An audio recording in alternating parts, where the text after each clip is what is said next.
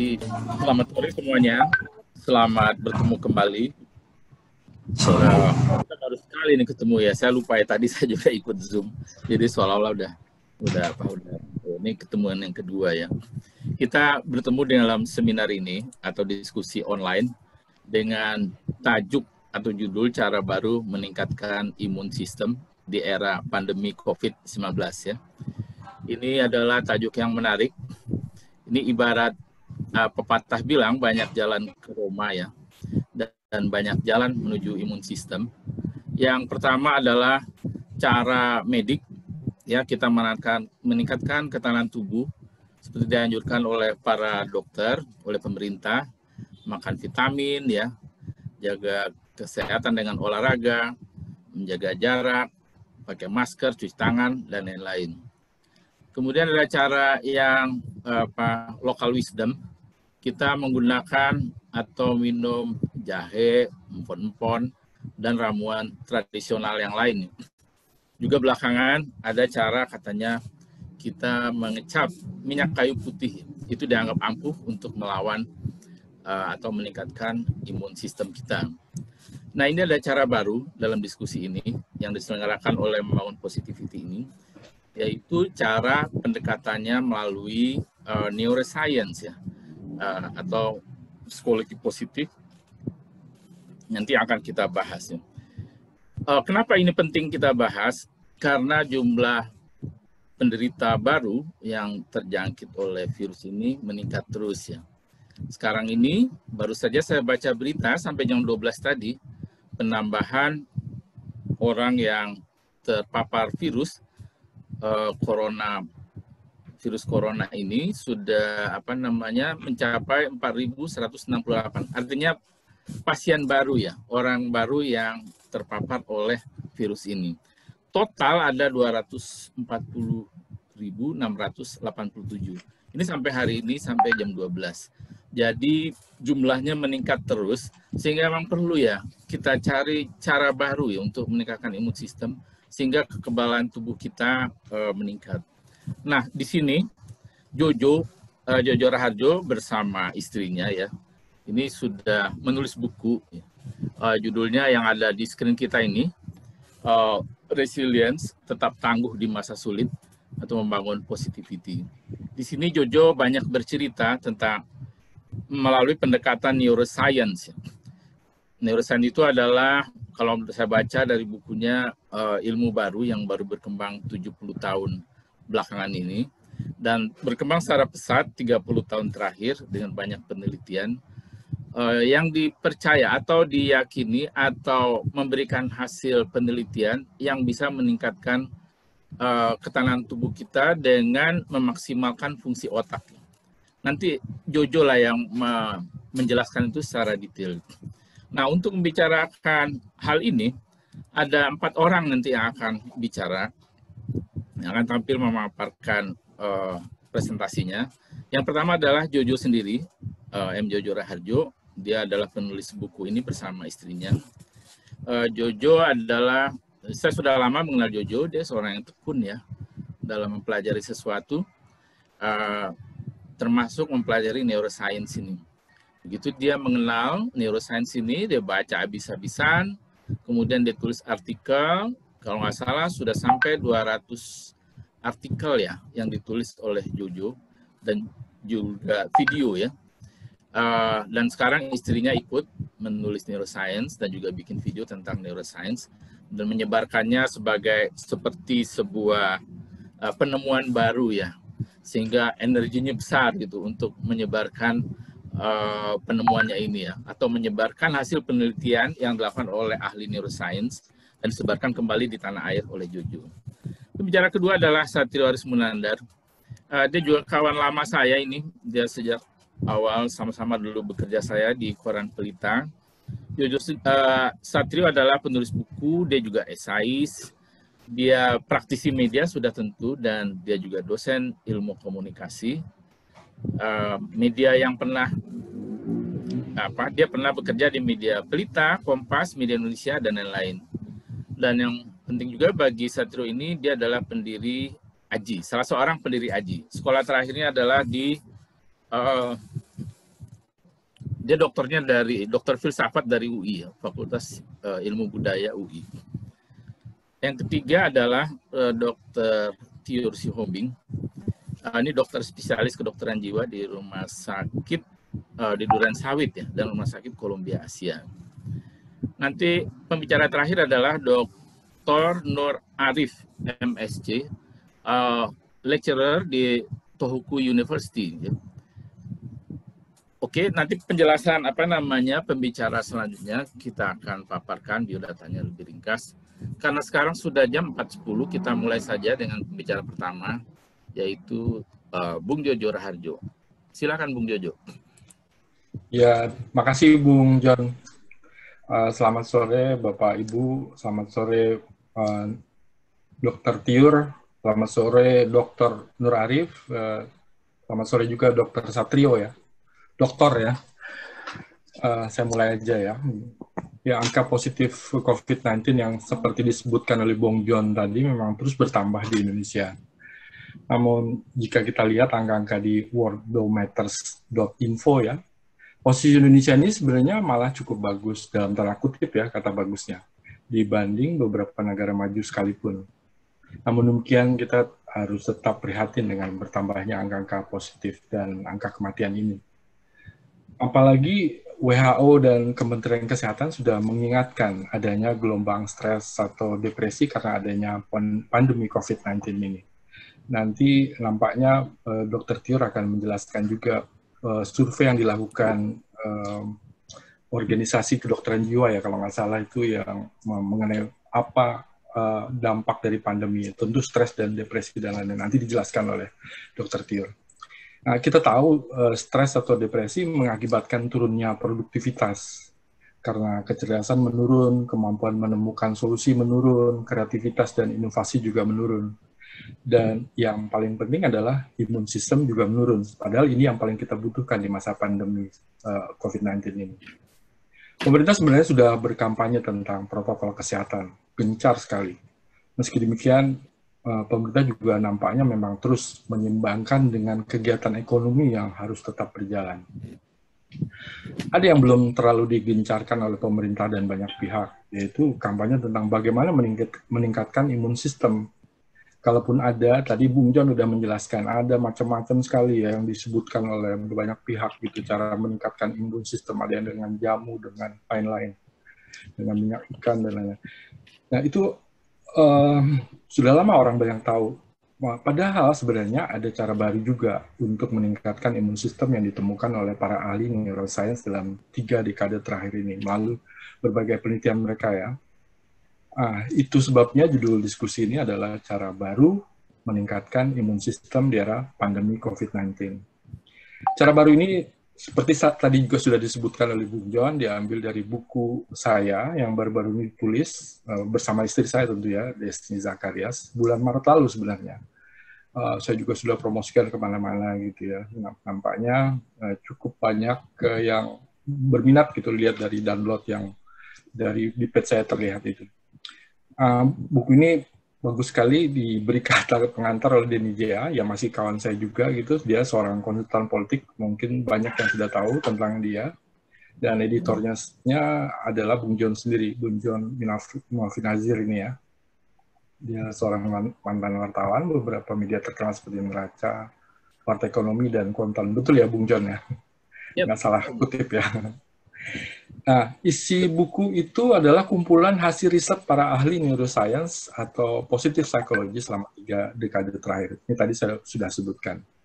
Mengapa buku yang saya tulis bersama istri saya ini berjudul Resilience, tetap tangguh di masa sulit, itu karena isi buku ini memang bukan hanya ditujukan untuk melewati masa pandemi ini saja, tapi untuk masa normal nanti. Mereka yang menginginkan otaknya lebih cerdas, lebih kreatif, inovatif, menurut solusi, tahan stres, depresi, dan tubuhnya lebih sehat, bisa memanfaatkan buku ini di segala situasi. Sekali lagi, buku ini berisi kumpulan hasil riset para ahli neuroscience atau positive psychology. Tadi mungkin Desni sudah menampilkan beberapa slide ya, mungkin sampai 2, ya. Saya langsung aja ke slide nomor 3. Slide nomor 4 ya. Mana 3? Oh ya 3. Nomor 3 ini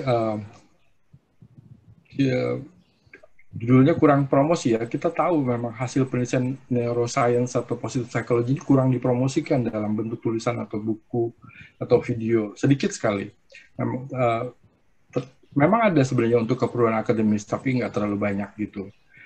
Buku yang ditulis dengan bahasa yang ringan seperti saya yang tulis ini dan istri saya untuk semua kalangan masih sangat sedikit sekali. Ada satu lagi buku barangkali yang ditulis oleh Denny J.A. tadi yang menulis kata pengantar di buku saya.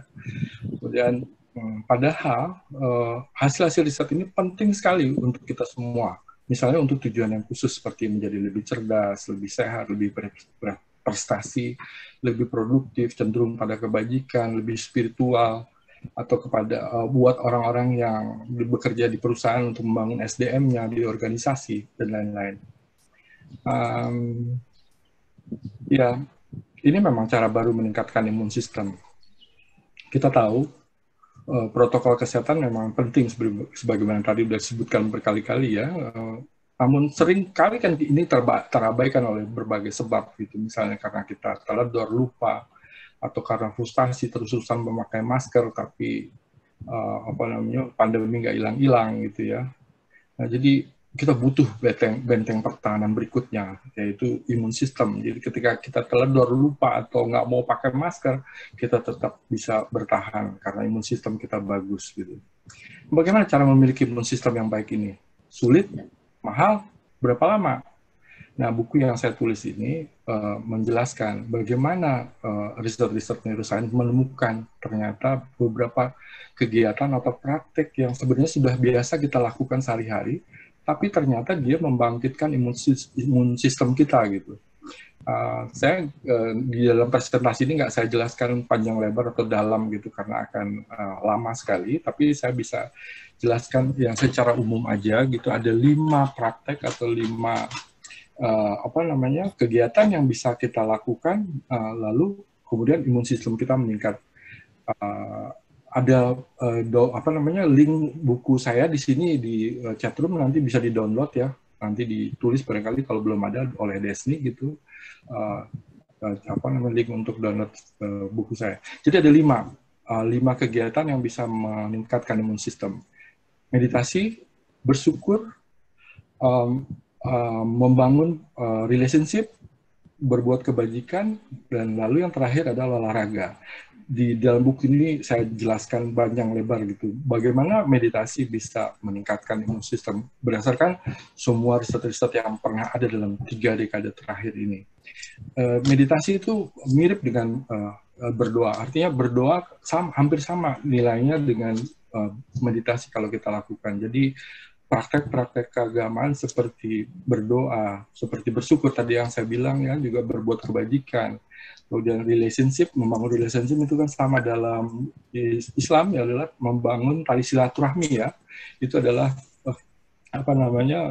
praktek-praktek keagamaan yang paling bagus gitu untuk meningkatkan imun sistem gitu. Nah, jadi semua dijelaskan di situ. Termasuk juga tadi olahraga juga, bagaimana olahraga bisa merubah otak dan juga merubah imun sistem. Nah, olahraga yang bagaimana saya jelaskan juga dalam buku yang saya tulis ini. Terus kemudian slide selanjutnya itu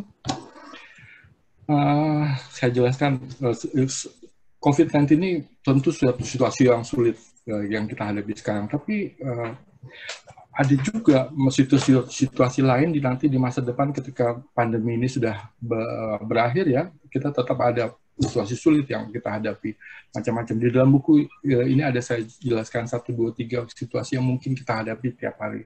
Tapi di masa normal juga kita tetap butuh imun sistem karena kita perlu sehat gitu, perlu tetap bersinar, tetap berpikir dengan lebih jernih dan lain-lain segala macam. Nah, berita baiknya imun sistem ini sebenarnya pertanda atau sign gitu bahwa kita memiliki positivity di otak kita. Apa itu positivity? di dalam buku itu juga saya jelaskan positivity itu. Sebenarnya ini kata lain dari happiness atau kebahagiaan atau well-being gitu. Tapi karena ada beberapa neuroscientist yang menyebutkan kata positivity untuk menggantikan kata happiness, maka sering saya pakai kata positivity. Karena positivity lebih definitif dibanding happiness gitu. Nah, positivity itu adalah menurut beberapa neuroscience ya.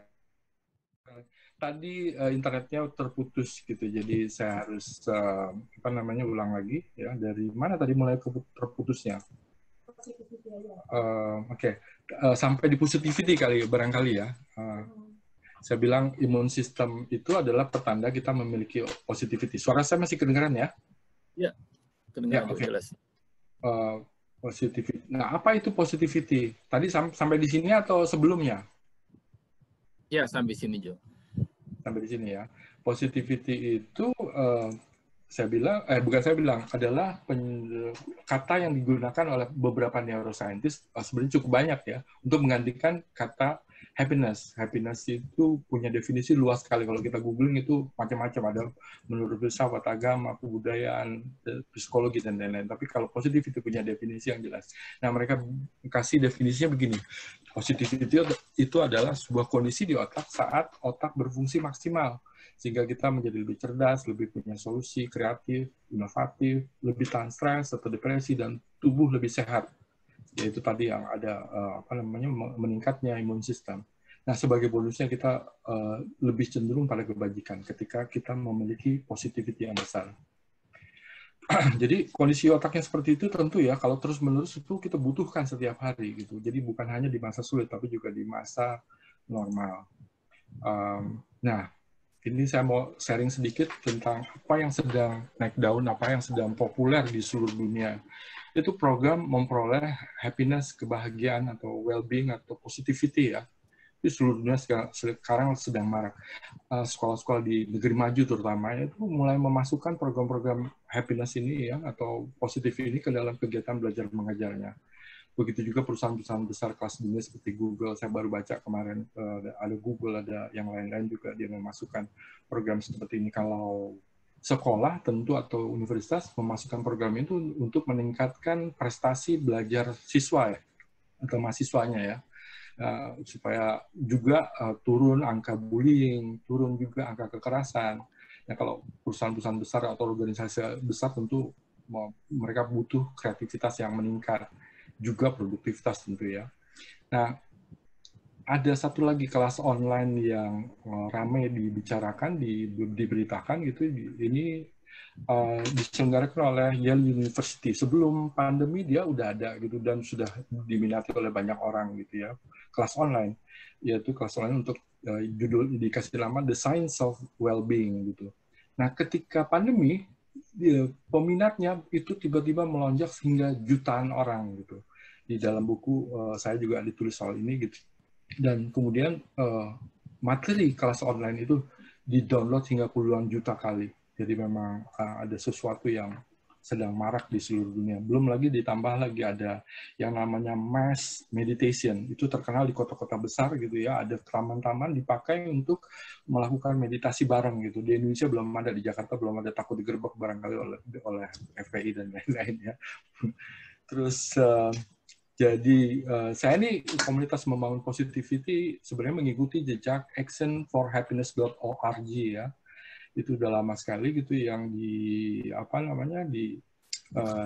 ada Dalai Lama di dalamnya, di situ ada Richard Davidson, ada tokoh-tokoh neuroscience di dunia ya, ada di sana gitu. Nah, saya membangun komunitas membangun positivity ini tentu maksudnya adalah mengajak orang lain juga ikut mendalami. Kalau udah ikut mendalami, kemudian ikut mempromosikan hasil-hasil risetnya. Kita nggak perlu risetnya karena mereka sudah lakukan risetnya banyak sekali di mana-mana. Hasilnya bisa kita dapatkan di internet dengan cara yang sangat mudah gitu. Buku-bukunya juga dalam versi PDF ya, kita bisa download gratis gitu, banyak sekali. Jadi saya perlu ngajak banyak orang lagi untuk mendalami dan mempromosikan berbagai riset neuroscience ini atau positive psychology, sehingga semoga ranking Indonesia bisa lebih baik lagi di World Happiness Report. World Happiness Report itu sebuah laporan yang diterbitkan oleh PBB tiap tahun sejak tahun 2012 lalu. Ini adalah report untuk meneliti warga mana dari tiap-tiap negeri di dunia ini yang paling bahagia. Kita tahu di laporan itu ternyata negeri-negeri Skandinavia itu selalu di urutan teratas gitu, dan setelah itu Eropa dan lain-lain gitu ya. Nah, ada 6 faktor yang diukur oleh World Happiness Report ini untuk menempatkan satu negeri di urutan teratas. Itu faktornya adalah GDP per kapita, social support, healthy life expectancy, freedom to make life choices, generosity, dan the absence of corruption. Ada 6 itu ya. Jadi kalau ini semua tinggi, maka negeri itu atau warga negeri itu dianggap memiliki kebahagiaan. Jadi berdasarkan GDP per kapita, social support, GDP per kapita ini menggambarkan produktivitas warganya gitu ya. Jadi kalau semakin dia produktif, tentu dia bisa lebih bahagia gitu. Atau sebaliknya, orang yang bahagia sudah pasti dia lebih produktif menurut penelitian neuroscience gitu. Dan social support itu menggambarkan sebenarnya relationship atau tali silaturahmi yang di antara warga. Semakin bagus relationship-nya, tentu social support semakin terbangun di antara warga. Kemudian healthy life expectancy juga begitu ya, menggambarkan kebahagiaan, atau kebalikannya, kebahagiaan akan menghasilkan kesehatan gitu. Tentu healthy life expectancy juga bergantung pada GDP ya, kekayaan negeri itu bisa mensupport nggak health system di negara itu gitu. Jadi memang ini faktor yang bagus gitu. Kemudian freedom to make life choices ini juga sesuatu yang kalau di negeri yang makmur maju gitu, tentu kita bisa menetapkan cita-cita, menetapkan apapun yang kita mau dan tercapai. Lalu ada generosity, udah pasti ya, bahagia pasti kita lebih generous gitu, dan the absence of corruption itu juga sesuatu yang sangat wajar pada warga yang bahagia, akan korupsi akan menipis gitu, seperti kita lihat di negeri-negeri Skandinavia. Jadi saya kira mungkin sekitar 10 menit saya udah bicara ini ya, supaya bisa diberikan waktunya buat pembicara yang lain. Bung John, saya kembalikan waktunya ke Anda. Terima kasih Bung Jojo. Bung Jojo telah mengenalkan bukunya, kemudian menjelaskan ya 5 hal yang bisa meningkatkan fungsi otak dan akhirnya membuat ketahanan tubuh itu meningkat. Meditasi, bersyukur, olahraga, dan lain-lain. Dan juga Bung Jojo menjelaskan bahwa membangun positivity ini adalah kegiatan yang sudah pernah dilakukan di negara lain, di negara maju dan sukses. Makanya Bung Jojo ingin menerapkannya pula di Indonesia dengan istrinya berdua. Dan saya dengar Jojo mengatakan bahwa dia sudah mewakafkan ya hidupnya bersama istrinya untuk membangun positivity ini di Indonesia. Luar biasa itu ya. Sekarang kita beralih ke pembicara kedua. Pembicara kedua ini adalah Satrio ya, Satrio Aris Munandar. Sejatinya Satrio ini adalah wartawan ya, praktisi media. Dia bekerja udah di banyak media cetak, televisi, dan juga tadi saya sudah sebutkan Aji itu adalah organisasi profesi jurnalis independen di Indonesia. Terakhir Satrio mengambil gelar doktor filsafatnya dari UI kira-kira 4 tahun yang lalu atau berapa ya. Waktu itu saya hadir sama, saya lupa persis tahunnya. 2014. Bung Satrio.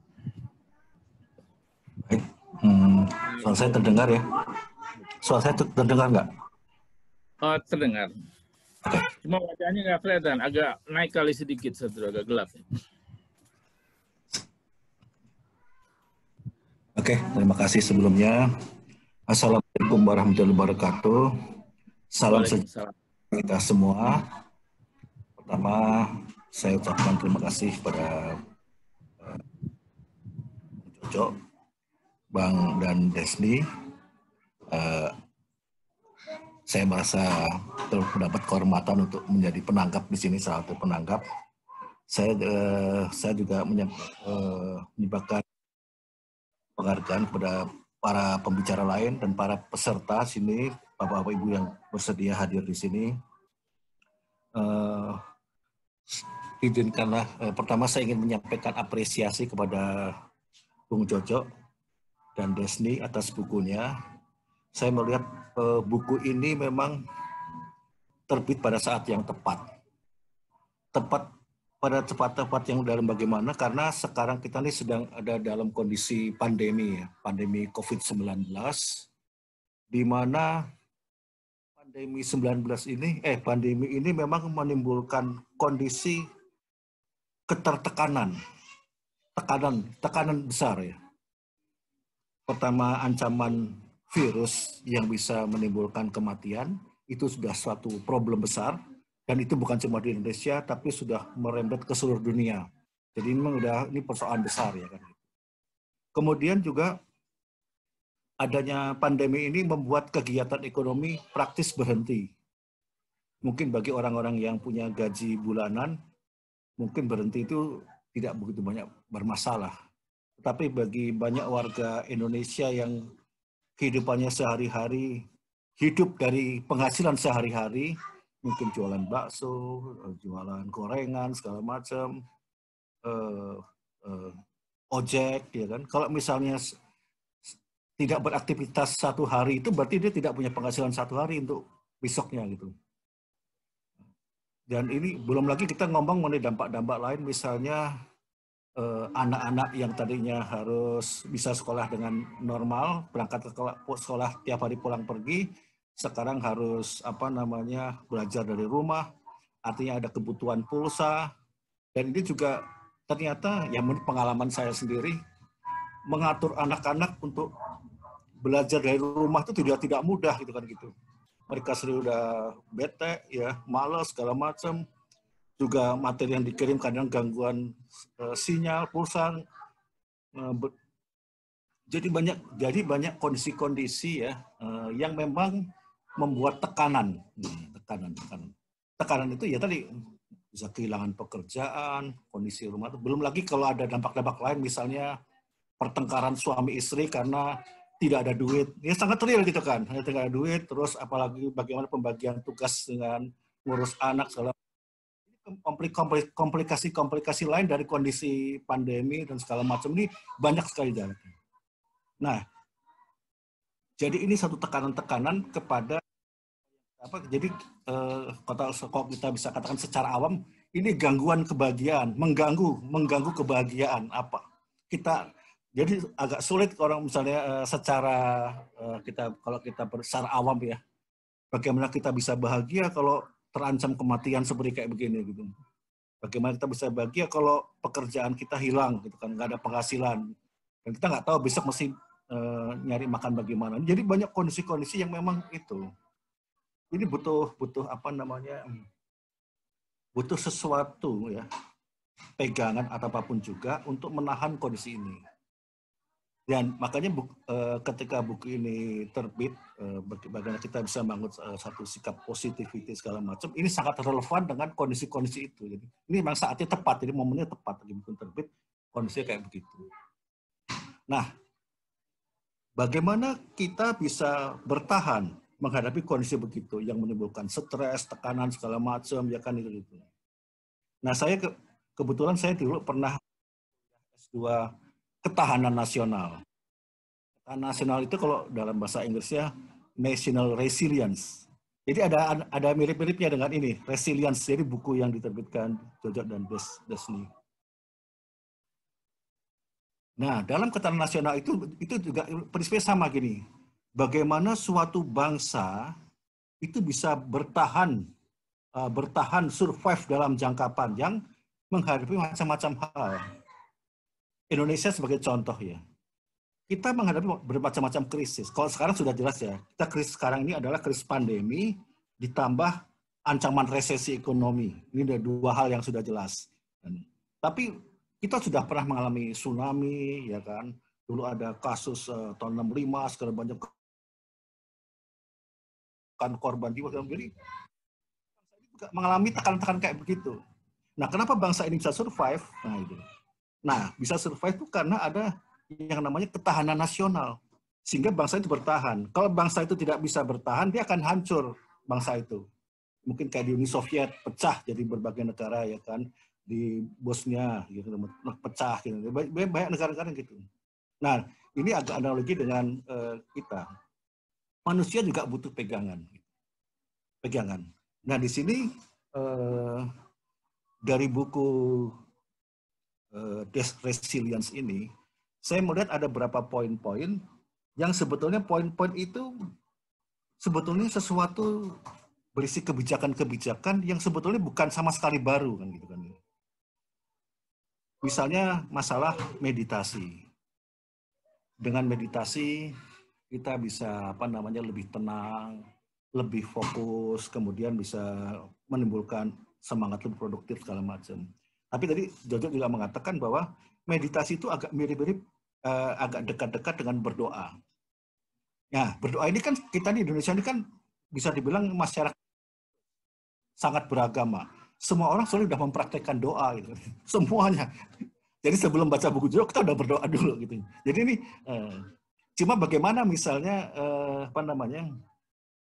sebetulnya itu match. Jadi apa yang diajarkan atau diberikan oleh Jojo ini sebetulnya sudah ada. Bedanya apa? Bedanya dari Jojo dan Desni ini buku ini memberi satu landasan keilmuan, landasan ilmiah yang memperkuat apa yang sudah dilakukan itu kan gitu. Dengan neuroscience, ternyata jadi yang selama ini kita lakukan itu ini toh penjelasannya. Kita sama ini kan melakukan ya pokoknya disuruh doa ya doa, disuruh bersyukur ya karena kita disuruh kita nanya Ustadz Pak, ya kau harus bersyukur biar kamu bahagia ya bersyukur. Tapi ternyata ada penjelasan ilmiahnya dari resilience ini gitu kan. Oh jadi ternyata kalau bersyukur itu ternyata secara ilmiah juga membuktikan bahwa ini bisa mendorong kebahagiaan macam. Jadi apa yang dalam buku ini menggarisbawahi atau menegaskan, memperkuat apa yang selama ini sudah dilakukan. Nah, cuma kemudian sekarang bagaimana kita mempraktikkan itu. Nah, barangkali dengan adanya buku ini mengenai kita mungkin didorong untuk bagaimana kita mempraktekkan dengan lebih yakin lagi, lebih percaya diri lagi, karena ini sudah ada basis ilmiahnya, nggak cuma sekedar kita main percaya gitu aja. Ini ada basis ilmiahnya. Dengan neuroscience itu ternyata memang betul bahwa kamu harus begini begitu. Nah, saya melihat bahwa apa yang ditawarkan oleh Jojo dan Desni ini adalah suatu rumus-rumus yang sifatnya universal ya kan. Misalnya meditasi. Meditasi itu Anda tidak penting agama Anda apa, mau dari agama apapun Anda bisa meditasi. Ya mungkin kalau doa kan spesifik, doanya saya sama doanya yang teman yang beragama beda, mungkin cara doanya beda, ritualnya beda, tapi esensinya kan sama di situ. Jadi di sini rumus pendekatan yang dipakai Jojo dan Desni dalam buku ini, saya melihatnya sangat relevan dan applicable untuk siapa saja dari background macam apapun juga. Jadi sifatnya sangat bisa diterapkan di mana-mana. Jadi ini sesuatu yang sangat positif. Jadi saya lihat misalnya tadi di sini ada poin-poin yang itu. Pertama meditasi, kemudian bersyukur itu ilmiah. Nah bersyukur itu juga ternyata juga itu bisa diterapkan ada basis ilmiah untuk mengatakan bahwa bersyukur itu ternyata juga mendukung ke arah kebahagiaan dan ketahanan mental kita dalam menghadapi macam tekanan-tekanan seperti itu. Terus juga ada kebajikan. Nah, kebajikan, kepedulian sosial dan silaturahim dengan sesama itu sebetulnya sudah anjuran agama juga. Tapi ini ada lagi basis ilmiah yang menggarisbawahi bahwa dengan Anda berbuat kebajikan, Anda menjalin silaturahmi dengan orang-orang terdekat sekitar Anda, dengan orang tua, dengan anak, istri, segala macam, dengan teman, sahabat, itu ternyata juga mendorong kebahagiaan. Bukan juga ada ya relationship, olahraga, segala macam. Nah, ini jadi sebetulnya, saya melihat adalah tawaran yang diberikan oleh Pak Jojo dan Bu Desni dalam bukunya Resilience ini pertama dia sangat applicable, bisa diterapkan pada semua kalangan, semua orang tanpa melihat latar belakangnya. Kemudian dia jadi sifatnya lebih universal. Dan juga lebih bagi teman-teman atau rekan-rekan yang memang sangat berorientasi pada sains, ini ada basis sainsnya gitu kan. Jadi nggak cuma sekedar itu, ada memang basis aslinya yang membuktikan, menunjukkan bahwa memang ini memang bermanfaat dan sudah terbukti berhasil. Nah, kenapa tidak kita itu? Dan kemudian memang momennya juga tepat. Ya, momen kita sedang dalam pandemi, ada resesi ekonomi yang bikin tekanan-tekanan kita jadi tertekan, ya kan. Kemudian ada ya macam-macam lah segala macam itu. Ini jadi semua maunya tepat. Jadi saya melihat ini sebagai pengantar, saya begini aja. Saya tidak ingin lebih mendalami lagi karena pembicara lain saya lihat kompetensinya udah lebih teknis. Saya tidak punya kompetensi untuk bicara yang lebih dari itu. Ini berdasarkan dari pengalaman saya sendiri, saya melihat bahwa ini memang ini terapkan gitu. Jadi saya sekali lagi mengapresiasi buku Resilience ini karena memang bermanfaat. Saya melihatnya ada manfaat yang nyata dari isi buku ini. Terima kasih. Terima kasih, Dr. Satrio Aris Munandar. Dr. Satrio menanggapi buku yang ditulis oleh Bung Jojo dan mengatakan bahwa praktik yang ditawarkan oleh Bung Jojo itu sebenarnya bukan barang baru, sudah ada sebelumnya. Meditasi, berbuat baik, bersyukur, itu sudah dikenal di kalangan agama. Cuma Satrio menggarisbawahi bahwa buku Jojo memberikan alasan ilmiah ya, mengapa kita melakukan semua itu. Jadi barangkali kalau secara gampangnya, kalau orang beragama melakukan itu dia mendapat pahala, sedangkan bagi orang yang percaya pada sains melakukan ini mendapat kepuasan dari sisi nalarnya, bahwa yang dilakukan ini adalah sesuatu yang benar ya, menurut ilmu pengetahuan dan menurut nalarnya. Betul. Terima kasih Bung Satrio. Sekarang kita beralih ke pembicara berikutnya. Pembicara berikutnya adalah Dr. Tior Sihombing. Beliau adalah, ini saya bacakan ininya, riwayat hidupnya ya. Dr. Tior selesai kedokterannya di UKI, terus melanjutkan pendidikan sampai sekarang. Beliau mengikuti program pendidikan dokter subspesialis psikiatri geriatri. Sekarang Dr. Tior bekerja pada psikiater di Rumah Sakit Durensawit ya, Durensawit di Jakarta Timur. Agar lebih cepat menyingkat waktu, ini saya tidak bacakan semua. Cuma bahwa terakhir ini bahwa Dr. Tior ini pernah mendapat penghargaan ya, tadi saya lihat ya, dari Young Psychiatrist Award. Risetnya The Psikologi Sosial and Mental Health Problems in Women Shelter in Jakarta, Indonesia. Mendapat penghargaan dari Taiwan ya. Sekarang kita persilakan pembicara selanjutnya Dr. Tior. Silakan Dr. Tior. Ya, terima kasih Pak John. Selamat sore semua Bapak Ibu. Assalamualaikum warahmatullahi wabarakatuh. Ya, sebelumnya saya mengucapkan selamat ya kepada Mas Jojo dan Desni atas terbitnya buku Resilience ini. Desni itu teman sahabat saya sejak TK ya.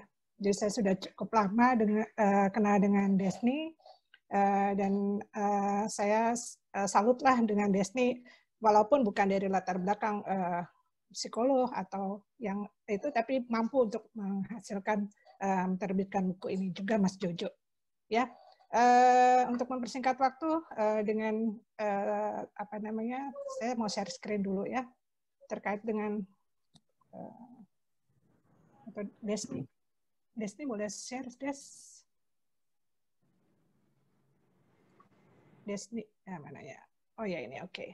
Ya, dengan dengan munculnya pandemi ini pasti memberikan dampak psikologis ya buat kita semua. Apalagi dengan munculnya banyak korban, baik itu dari tenaga medis, dokter yang sudah 100 lebih yang meninggal, perawat juga. Lalu hari ini ada camat di Kelapa Gading juga meninggal. Beberapa hari yang lalu Sekda Jakarta meninggal, dan hari ini juga Rektor IPB terkena juga COVID-19 itu secara otomatis pasti akan berdampak terhadap psikologis kita ya. Next, Desni, boleh lanjut? Ya, ini survei di Amerika ya. Saya mendapatkan survei ini bahwa kita lihat coba bar yang kuning itu sebelum COVID-19 ya. Itu ini riset ini berdasarkan self-reported, jadi semacam kuesioner semacam kuesioner yang menggambarkan bagaimana sih kecemasan atau depresi yang dialami oleh warga Amerika. Di sini didapatkan bahwa kita lihat dari bar yang merah itu adalah adanya peningkatan setelah terjadinya COVID-19. Ya, lanjut.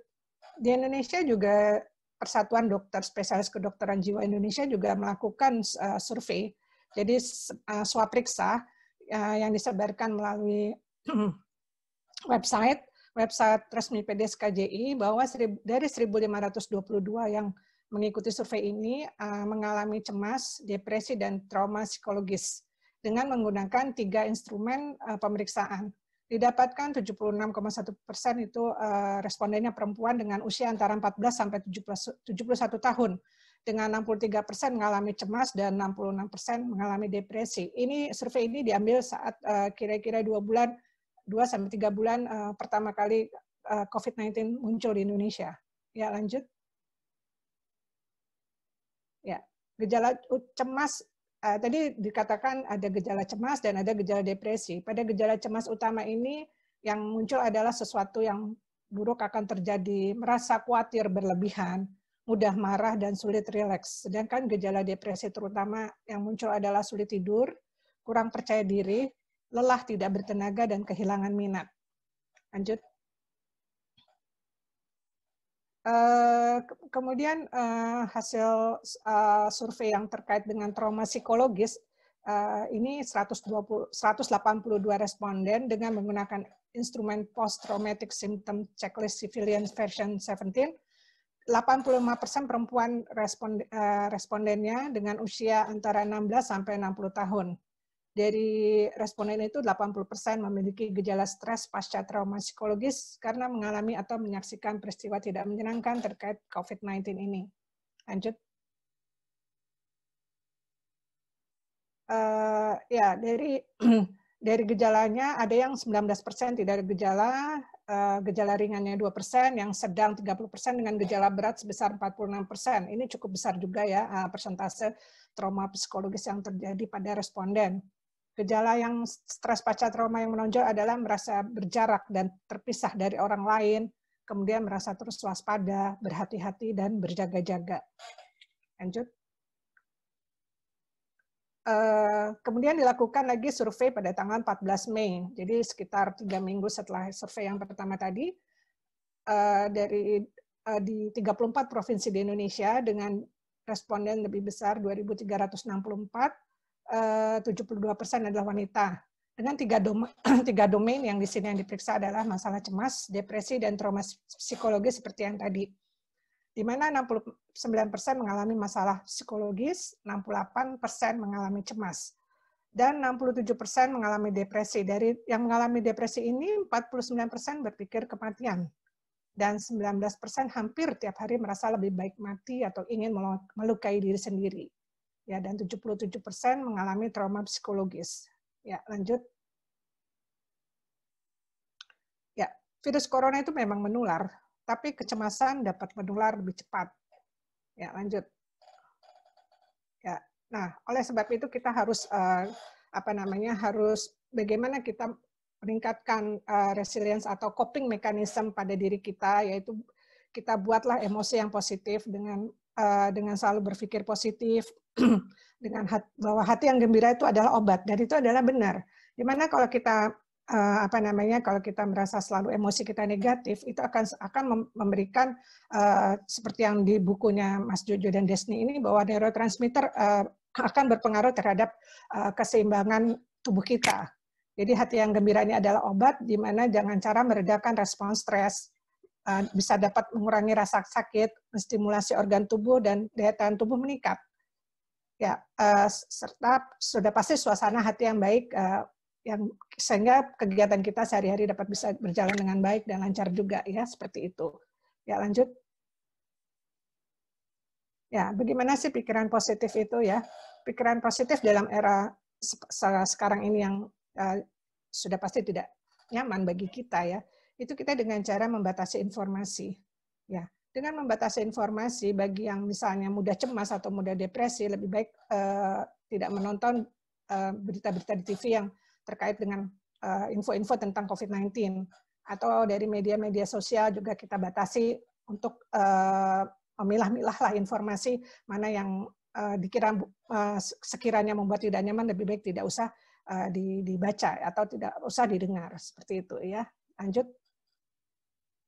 Ya, pikiran positif ini bisa kita lakukan dengan healthy self-talk ya. Kita bisa bicara kepada diri sendiri, bicara sehat, maksudnya ke dalam hati kita bicara, di mana yang tabel kiri adalah pikiran-pikiran positif dan pikiran yang tabel yang kanan adalah pikiran-pikiran negatif.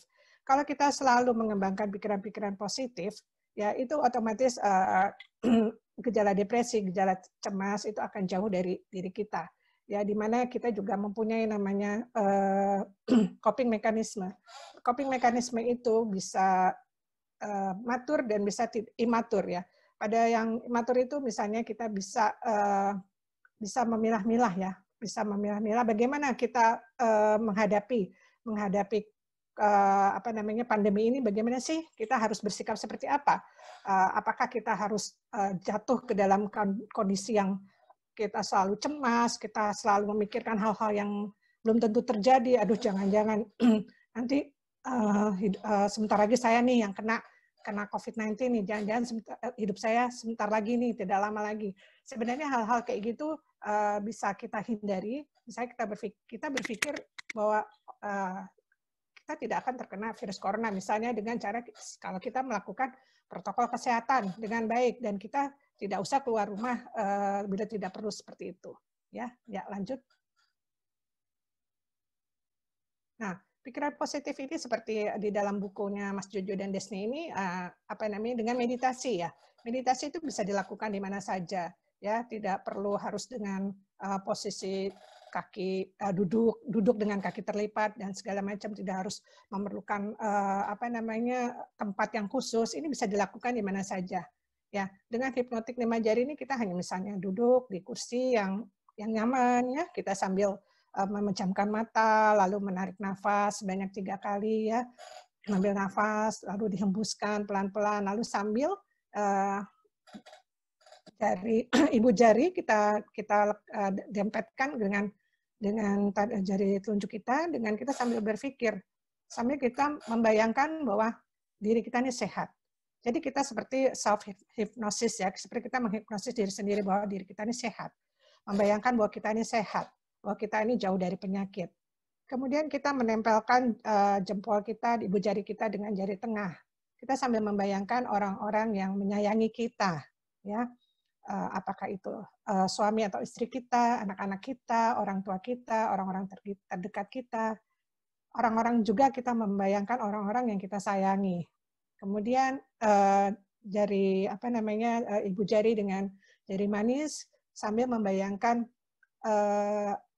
capaian kita yang paling hebat tuh apa, misalnya prestasi kita apa, baik itu pencapaian secara akademis atau non akademis, atau pujian apa sih yang membuat kita merasa nyaman atau yang merasa kita happy, itu kita bayangkan. Ya, kemudian ibu jari dengan jari kelingking kita sambil membayangkan tempat yang membuat kita merasa nyaman, merasa tenang. Misalnya ada yang suka bepergian ke pegunungan, sambil membayangkan pegunungan, sambil membayangkan sejuknya hawa di pegunungan, atau bagi yang senang ke pantai, sambil membayangkan desirnya ombak, seperti itu, sambil membayangkan bagaimana pasir-pasir di pantai, seperti itu. Dengan hipnotik 5 jari yang rutin kita lakukan setiap hari, itu akan membuat pikiran kita positif. Ya, lanjut. Ya, dalam bukunya Mas Jojo dan Desni juga disebut tentang relationship ya. Jadi bagaimana hubungan sosial yang positif. Ya, dalam mungkin dulu sebelum pandemi kita bisa hangout, kita bisa nongkrong-nongkrong, bisa ketemu sama teman-teman, makan bareng, nonton bareng, tapi dengan dengan physical distancing dan social distancing zaman sekarang ini, mungkin hal itu tidak bisa kita lakukan, ya, apalagi di Jakarta seperti sekarang PSBB diperlakukan secara ketat, ya.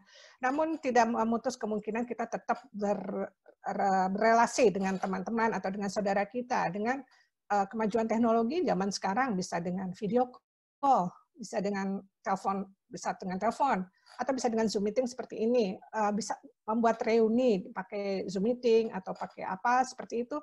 Jadi tetap hubungan sosial tuh tetap harus kita bina dalam era pandemi ini. Jadi kalau misalnya memang ada masalah, kita bisa cerita dengan teman melalui media-media yang bisa kita akses. Ya, lanjut. Ya. Lalu bagaimana kita menghadapi kehidupan saat ini dan selanjutnya? Ya mungkin sebelum munculnya vaksin kita akan beradaptasi dengan kehidupan yang baru ini. Mungkin bisa aja 2021 pandemi ini berakhir, bisa juga 2022 baru berakhir. Tapi kan hidup tetap harus berjalan, ya. Kita tetap yang bekerja harus tetap bekerja, yang sekolah tetap harus sekolah, ya. Nah, jadi bagaimana caranya? Caranya dengan meningkatkan kemampuan mekanisme coping. Jadi bagaimana respons kita terhadap kondisi yang tidak menyenangkan dan bagaimana mengatasinya. Ya. Kemudian meningkatkan kemampuan adaptasi dengan melibatkan kemampuan pikiran kita, emosi, dan perilaku. Yang ketiga adalah kemampuan resiliensi. Kita harus bisa bertahan dalam menghadapi kondisi sesulit apapun, supaya kita tetap dalam keadaan sehat dan stabil. Sehat jiwa dan raga, tidak hanya sehat secara fisik, tapi jiwa kita juga harus tetap sehat dan stabil. Ya, lanjut. Ya, ini mungkin Bapak Ibu bisa menilai self rating, ya, diri sendiri. Apakah saya ini termasuk yang cemas? Apa saya ini sudah masuk depresi atau apa? Bapak Ibu bisa mendownload, ya, dari Play Store. Ini aplikasi e-Jiwa ini. Jadi itu mudah sekali diakses. Ini adalah aplikasi yang dibuat oleh salah satu dokter umum sebenarnya, tapi yang sangat peduli dengan kesehatan jiwa. Dia membuat seperti ini, e-Jiwa ini, dan bisa digunakan siapa aja, bisa oleh orang awam, bisa oleh tenaga medis, sehingga nanti di situ ada scoring, ya. Ini hanya sekedar screening, bukan untuk menegakkan diagnosis. Jadi di situ nanti ada kecenderungan. Apakah ada kecenderungan ke depresi? Apakah ada kecenderungan cemas? Kalau memang skornya cukup tinggi, mungkin perlu konsultasi ke tenaga ahlinya, misalnya ke psikolog atau ke psikiater bila membutuhkan. Ya, lanjut. Ya, saya rasa cukup, ya, dengan ulasan saya. Jadi bahwa no health without mental health. Jadi di dalam seperti yang kita juga dalam lagu kebangsaan kita ke Indonesia Raya, sehat, bangun jiwa, gimana bangun jiwanya, bangun raganya. Jadi ini juga mensana incorpore sano. Jadi semacam slogan-slogan seperti itu memang benar bahwa tidak ada kesehatan tanpa kesehatan jiwa. Ya, terima kasih. Ya, saya kembalikan ke Bapak Moderator. Terima kasih, Dr. Tiur. Sorry. Tiba-tiba ini saya rusak, ya, monitor saya. Jadi saya juga pakai suara jadi begini, ya. Oke.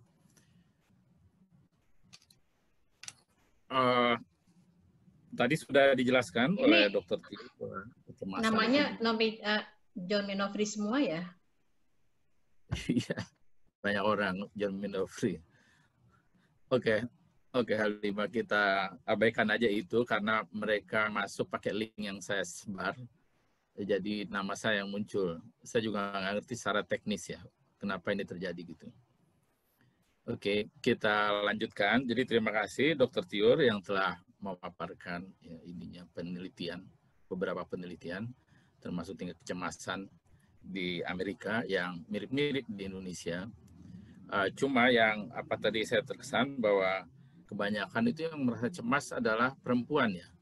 Ada sampai 80%, ya, tingkat kecemasan perempuan, trauma psikologi antara lain. Dan ininya adalah obatnya harus mempunyai hati yang gembira, ya. Persoalannya adalah bagaimana itu hati gembira kalau kita cemas, ya. Itu kan ada dua hal yang bertentangan, nggak bisa muncul barengan, ya, harus satu-satu, ya. Mungkin itu pertanyaan dari saya, nanti dijawab di sesi tanya jawab. Oke, untuk menyingkat waktu kita lanjut kepada presentasi terakhir dari Dr. Arif, dari Nur Arif ya, bentar ya. Ini karena monitor saya bermasalah nih, saya jadi susah nih buka file ya.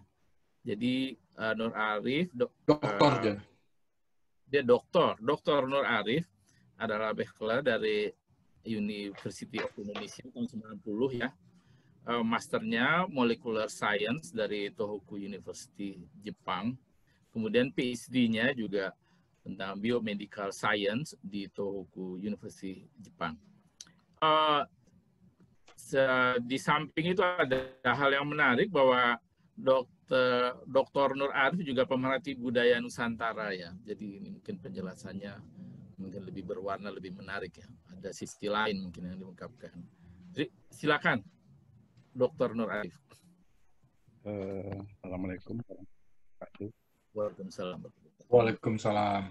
Terima kasih atas kesempatannya. Jadi saya cukup berbahagia bisa burung rembuk dalam kegiatan ini, karena terutama dalam membahas atau menanggapi buku yang cukup menarik, dan saya sempat baca dalam hari buku ini mencoba untuk membuktikan konsep-konsep neuroscience yang dalam tanda kutip sangat saintifik dan sangat ultimate ya, sudah dipahami dan juga bisa diimplementasi. Itu yang saya lihat. Jadi saya sangat berterima kasih dan saya sangat apresiasi kepada Mas dan Mbak Des dalam hal ini ya, bisa terbit dan semoga bermanfaat bagi. Baik, sekarang kita masuk dalam pembahasan. Saya mengambil tema tentang otak stres gitu ya, karena ini menarik karena dalam kondisi beberapa tahun terakhir ini kita lihat banyak populasi atau masyarakat yang mengalami stres tak beralasan karena faktor politik, karena faktor ekonomi dan sebagainya, dan sekarang ditambah juga dengan faktor-faktor pandemik. Berikut. Baik, saya akan mencoba dulu membahas tentang apa itu neuroscience. Jadi neuroscience itu memang cukup ramai dalam kurun waktu kurang lebih 10 tahun ini, sama di masyarakat awam. Kebetulan saya pernah juga presentasi membawakan tentang neuroscience itu, kegiatan publik yaitu pada waktu, dan memang itu menjadi hal baru. Jadi sebenarnya neuroscience itu bukan sebuah sains, tapi lebih mengarah kepada satu rumpun pengetahuan, karena di dalamnya keterlibatan banyak itu. Termasuk ada kedokteran, ada biologi, bahkan kemudian ada komputer ya, atau komputasi, ada fisika dan sebagainya. Nah ini yang sangat menarik. Jadi siapapun sebenarnya bisa berkontribusi dengan keilmuan neuroscience. Dan neuroscience itu memang adalah keilmuan yang lebih pada future science atau future teknologi. Bahkan sampai hari ini, kalau kita tahu, neuroscience itu bisa digunakan untuk bagaimana kita proyeksikan sebuah pilkada, pres, dan sebagainya yang kita terapkan di Amerika beberapa tahun yang lalu. Nah, ini yang cukup menarik. Terus pertanyaannya adalah, bagaimana melihat kondisi masyarakat ini dengan neuroscience? Terus saya bisa menjawab dari beberapa aspek. Salah satunya misalnya dari aspek medik atau dari aspek sosial itu. Berkaitan misalnya dengan kondisi yang tadi dikatakan resilience dan sebagainya. Nah ini menarik karena kalau kita lihat secara garis besar bahwa manusia, kalau kita mengacu pada beberapa konsep teori evolusi, manusia itu hanya digerakkan atau dikendalikan oleh 3 hal, yaitu gen, brain, hormon, dan enzim. Ini saja sebenarnya mengendalikan kita pada dasarnya, sehingga kita menjadi sehat, bahagia, sedih, sakit, dan tua. Nah, itu yang kita harus lihat. Nah, definisi bahagia sendiri bagaimana? Misalnya kita lihat bahagia itu, misalnya kita lihat dalam beberapa aspek biologis, aspek sosial. aspek biologis adalah ketika keseimbangan dalam diri kita, baik aspek fisiologi maupun metabolisme kita tercapai. Dan yang kedua adalah kita mengalami yang disebut dengan survival of the fittest. Kita bisa bereproduksi, kita kemudian lahir, remaja, tua, dan kemudian mati. Itu adalah konsep kebahagiaan secara biologis. Ketika itu tercapai, itu sudah masuk bahagia. Tapi kemudian dalam konteks sosial itu berkembang. Kita lihat adanya teori kebutuhan, yaitu kita lihat teori dalam piramida Maslow. Lihat bahwa dari mulai kebutuhan dasar hingga kebutuhan penghargaan. Nah, hari ini ketika kita menghadap yang namanya COVID atau pandemik, seakan-akan kita terlempar kembali pada konsep yang namanya kebutuhan dasar kita. Bagaimana supaya kita tidak terserang penyakit. Jadi balik kepada pendekatan survival of the fittest. Tapi apakah kondisi seperti baru terjadi? Tidak. Kalau kita pelajari dalam pendekatan genetik, manusia itu sudah banyak mengalami yang namanya periodisasi pandemik. Jauh sebelum era sejarah, pada era sejarah, dari mulai adanya Black Death, kemudian virus Spanyol, cacar, dan sebagainya itu terjadi. Bahkan flu itu adalah pandemik yang sering terjadi di wilayah Eropa. Ini adalah suatu hal yang sangat menarik ya kalau kita melihat dari sejarah. Nah, bagaimana caranya kemudian manusia mengantisipasi? Itu bisa kita gali lagi dari perkembangan sejarah secara sosial. Bagaimana kemudian kita membangkitkan rasa atau pendekatan supaya kita ini tidak mengalami hal-hal yang bersifat kesedihan, dibangkitkan rasa kebahagiaannya. Culah, pepatah, kata, nasihat, apapun secara local wisdom. Nah, ini yang sebagai bagian dari. Ya. Lebih jauh lagi apa? Sebenarnya itu semua fungsinya adalah untuk membangkitkan yang namanya neurotransmitter kebahagiaan atau neurotransmitter happy. Seperti misalnya serotonin, dopamin, endorfin, dan juga oksitosin.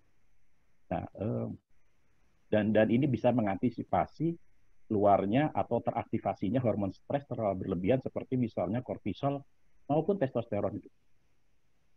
Itu gambaran secara singkatnya. Next berikutnya. Okay. Resiliensi pada dasarnya secara definisi seperti dalam pendekatan yang lebih lebih kompleks bahwa mekanisme adaptasi psikologi terutama otak organisme manusia sehingga bisa mengubah kebiasaan dari nenek moyangnya dalam rangka survival of the fittest.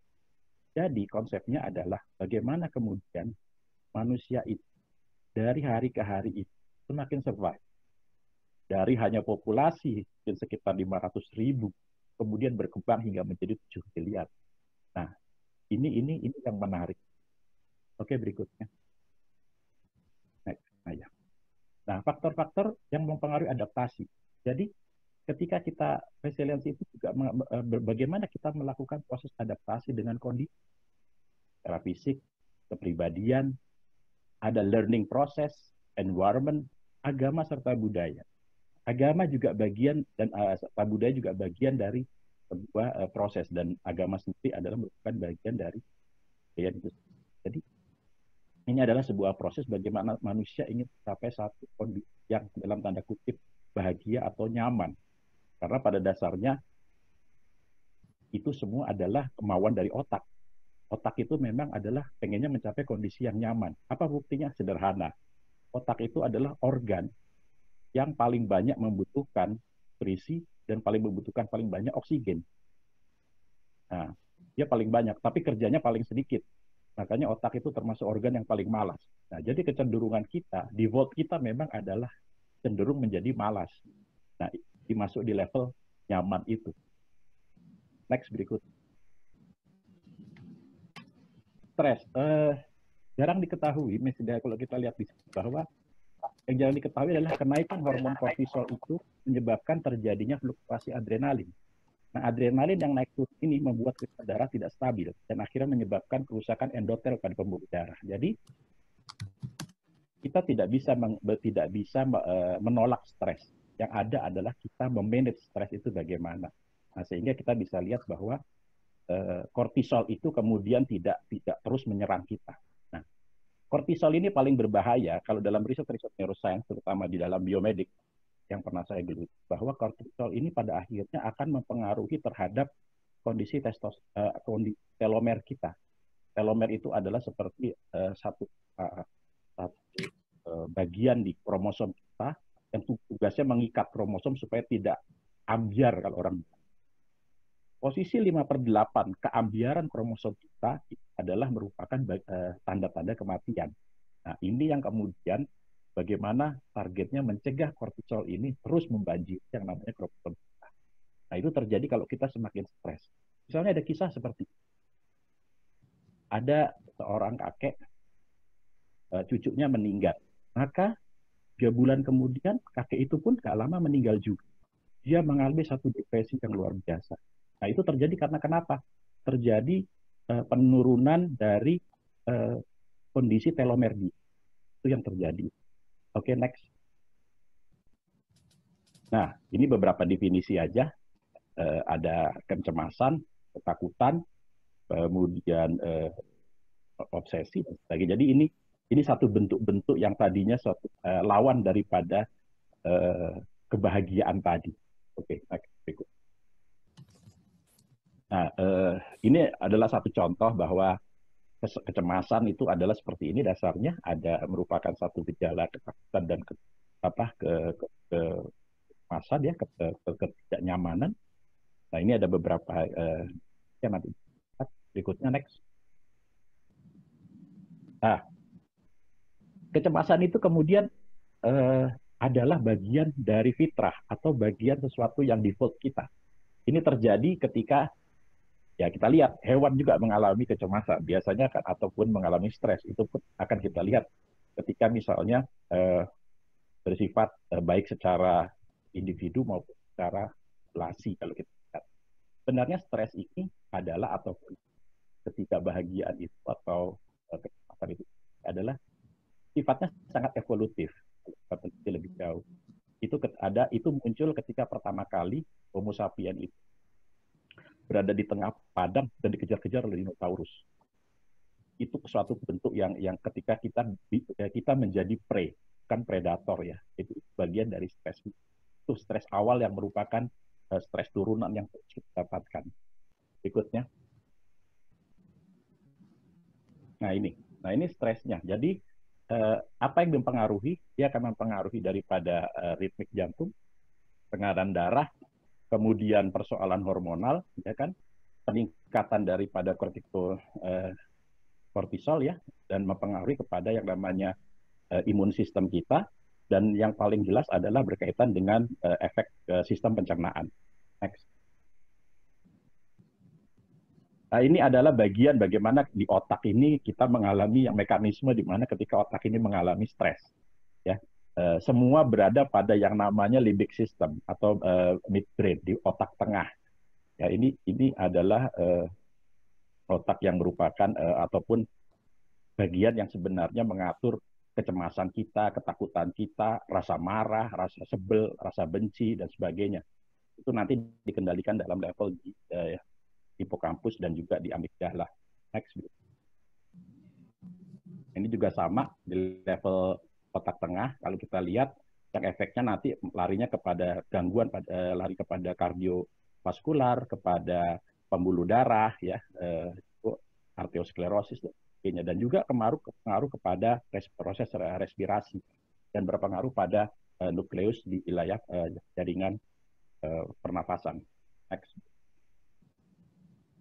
Nah, ini yang biasa digunakan dalam riset-riset neurobiologi, terutama bagian dari neuroscience, untuk kita melihat bagaimana komposisi daripada 3 neurotransmitter ini, ya kan? Dari mulai hipotalamus, kemudian pituitary, dan adrenal anteriornya. Nah, ini kita dan amigdala juga. Ini kita bisa lihat di sini perkembangannya. Next, berikutnya. Nah, ini dari stres kaitan dengan masalah imun sistem bagaimana? Nah, ini bagaimana kemudian kalau kita lihat di sini, kita lihat bahwa pengaruhnya pada antigen, ya kan, yang masuk dalam diri kita. Kemudian antigen ini nanti kalau kita lihat efeknya pada si virus, dia mendeteksi, ya kan, sebelum dia memproduksi. Nah, jika virus bisa, kemudian kalau virusnya bisa diatasi, ya akhirnya kita bisa mengalahkan virus itu. Jadi ini barier-barier sebenarnya sistem pertahanan tubuh kita tidak loss begitu saja. Ada beberapa sistem pertahanan tubuh kita yang berlapis. Gitu. Oke, next break. Nah, ini struktur imun sistem kita. Jadi dari mulai mulut, dari mulai timus, dari mulai nodus, ini sistem pertahanan tubuh kita semua. Nah, di dalamnya nanti ada sub lagi, misalnya ada sel T, ada sel fagositosis, sel pemakan dan sebagainya. Jadi ini luar biasa. Jadi konstruksi organisme bernama manusia ini sudah di-set sedemikian rupa siap menghadapi sebuah perubahan, karena ini bagian dari yang namanya sebuah perjalanan evolusi. Manusia juga pernah mengalami sebagian kepunahan karena bencana, karena penyakit dan sebagainya, dan hari ini kita yang hadir ini adalah yang berhasil menjadi dan bisa sukses secara lolos dari barrier yang tadi. Next berikutnya. Nah, ini adalah si imunitas, ya kan, kaitkan dengan stres. Kita bisa lihat bagaimana terjadinya grafik, dan akhirnya kalau keterusan drop sekali imunitas kita kalau dia mengalami kronik, ya. Jadi jangan kaget ketika dia semakin stres, orang yang sakit itu akan semakin bertambah kayak gitu. Ya, next berikutnya. Nah, ini sama, tadi masih lebih kepada bersifat teknis, ya. Ada hipotalamus, anterior pituitary, dan adrenal cortex. Nah, ini bagian dari imun sistem kita. Next. Nah, ini hanya cerita bahwa stres itu menyebabkan terjadinya yang tadi saya katakan, bagaimana kemudian ini memicu yang namanya keluarnya hormon kortisol dari diri kita, yang akhirnya mengakibatkan terjadinya penurunan imunitas kita. Next. Nah, ini beberapa hasil riset bahwa bagaimana hubungan antara tubuh kita dengan stres, ya, sehingga terjadi satu resistensi pada badan kita atau tubuh kita menjadi sakit dan sebagainya. Penelitian ini sudah sejak lama, bahkan ada sejak 1940-an, 1950-an. Next. Nah, ini beberapa kaitannya dengan ini model-model di otak kita ketika kita mengalami post trauma, ya, stress disorder. Jadi pertanyaannya sederhana, setelah pandemik berakhir, apakah tidak terjadi stres?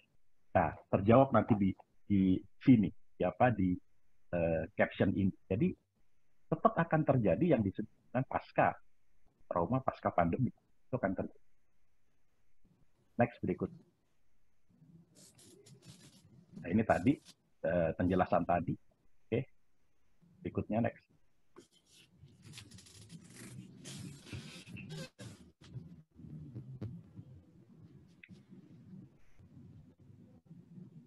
Nah,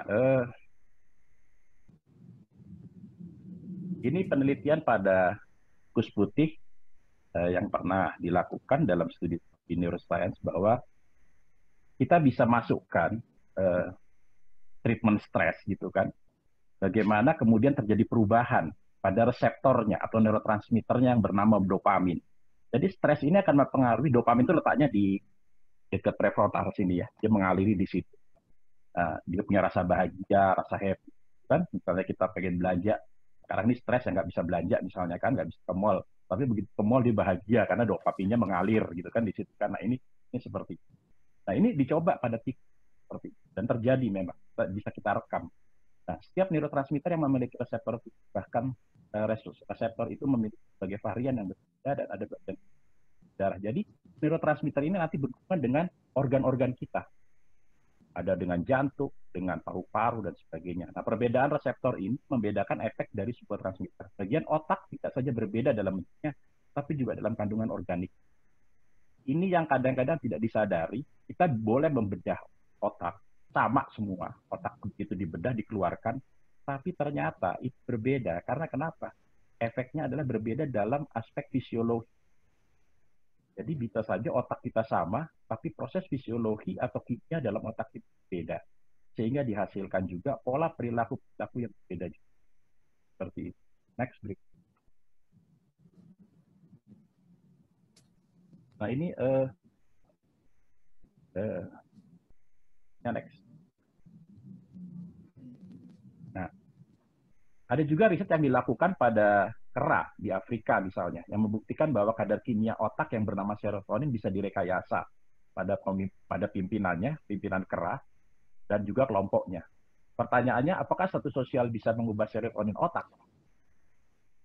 Nah, ini salah satu bagian dari kalau tadi disinggung penelitian neuroscience. Jadi pemimpin kelompok biasanya memiliki kadar serotonin yang tinggi, sementara pengikutnya rendah. Namun ketika kita ganggu struktur pemimpinnya kita turunkan serotoninnya, maka kadar serotonin itu dan kemudian anak buahnya kita apapun rakyatnya kita naikkan serotoninnya, yang terjadi adalah apa? Terjadi perkelahian dan mereka agresif dan akhirnya mereka saling membunuh. Jadi bisa dibayangkan bagaimana jadinya kera yang dahulu dianggap bos atau pemimpin menjadi anak buah, dan dahulunya anak buah jadi pemimpin. Maka tiba-tiba menjadi gampang marah, sangat sensitif dan mudah curiga serta agresif. Nah, ini juga mungkin terjadi manusia. Kalau kita kenal dengan istilah post power. Next break. Nah, ini terakhir, kira-kira dalam menghadapi kondisi hari ini, bagaimana? Ya, nomor satu ya, kita ikuti yang namanya protokol kesehatan, itu sudah pas, batasi interaksi langsung. Kita sudah biasa menekan hidup sehat, hidup cukup, kemudian makan yang bergizi, dan hindari pemicu stres. Terus mencari sejatinya kebahagiaan, bukan pura-pura bahagia. Kadang-kadang sekarang banyak orang yang kira-kira pura-pura bahagia, ini agak ngeri juga. Nah, yang terakhir adalah sebarkan rasa cinta atau energi positif dan teruslah bercinta. Kira-kira, terima kasih dari saya. Wassalamualaikum.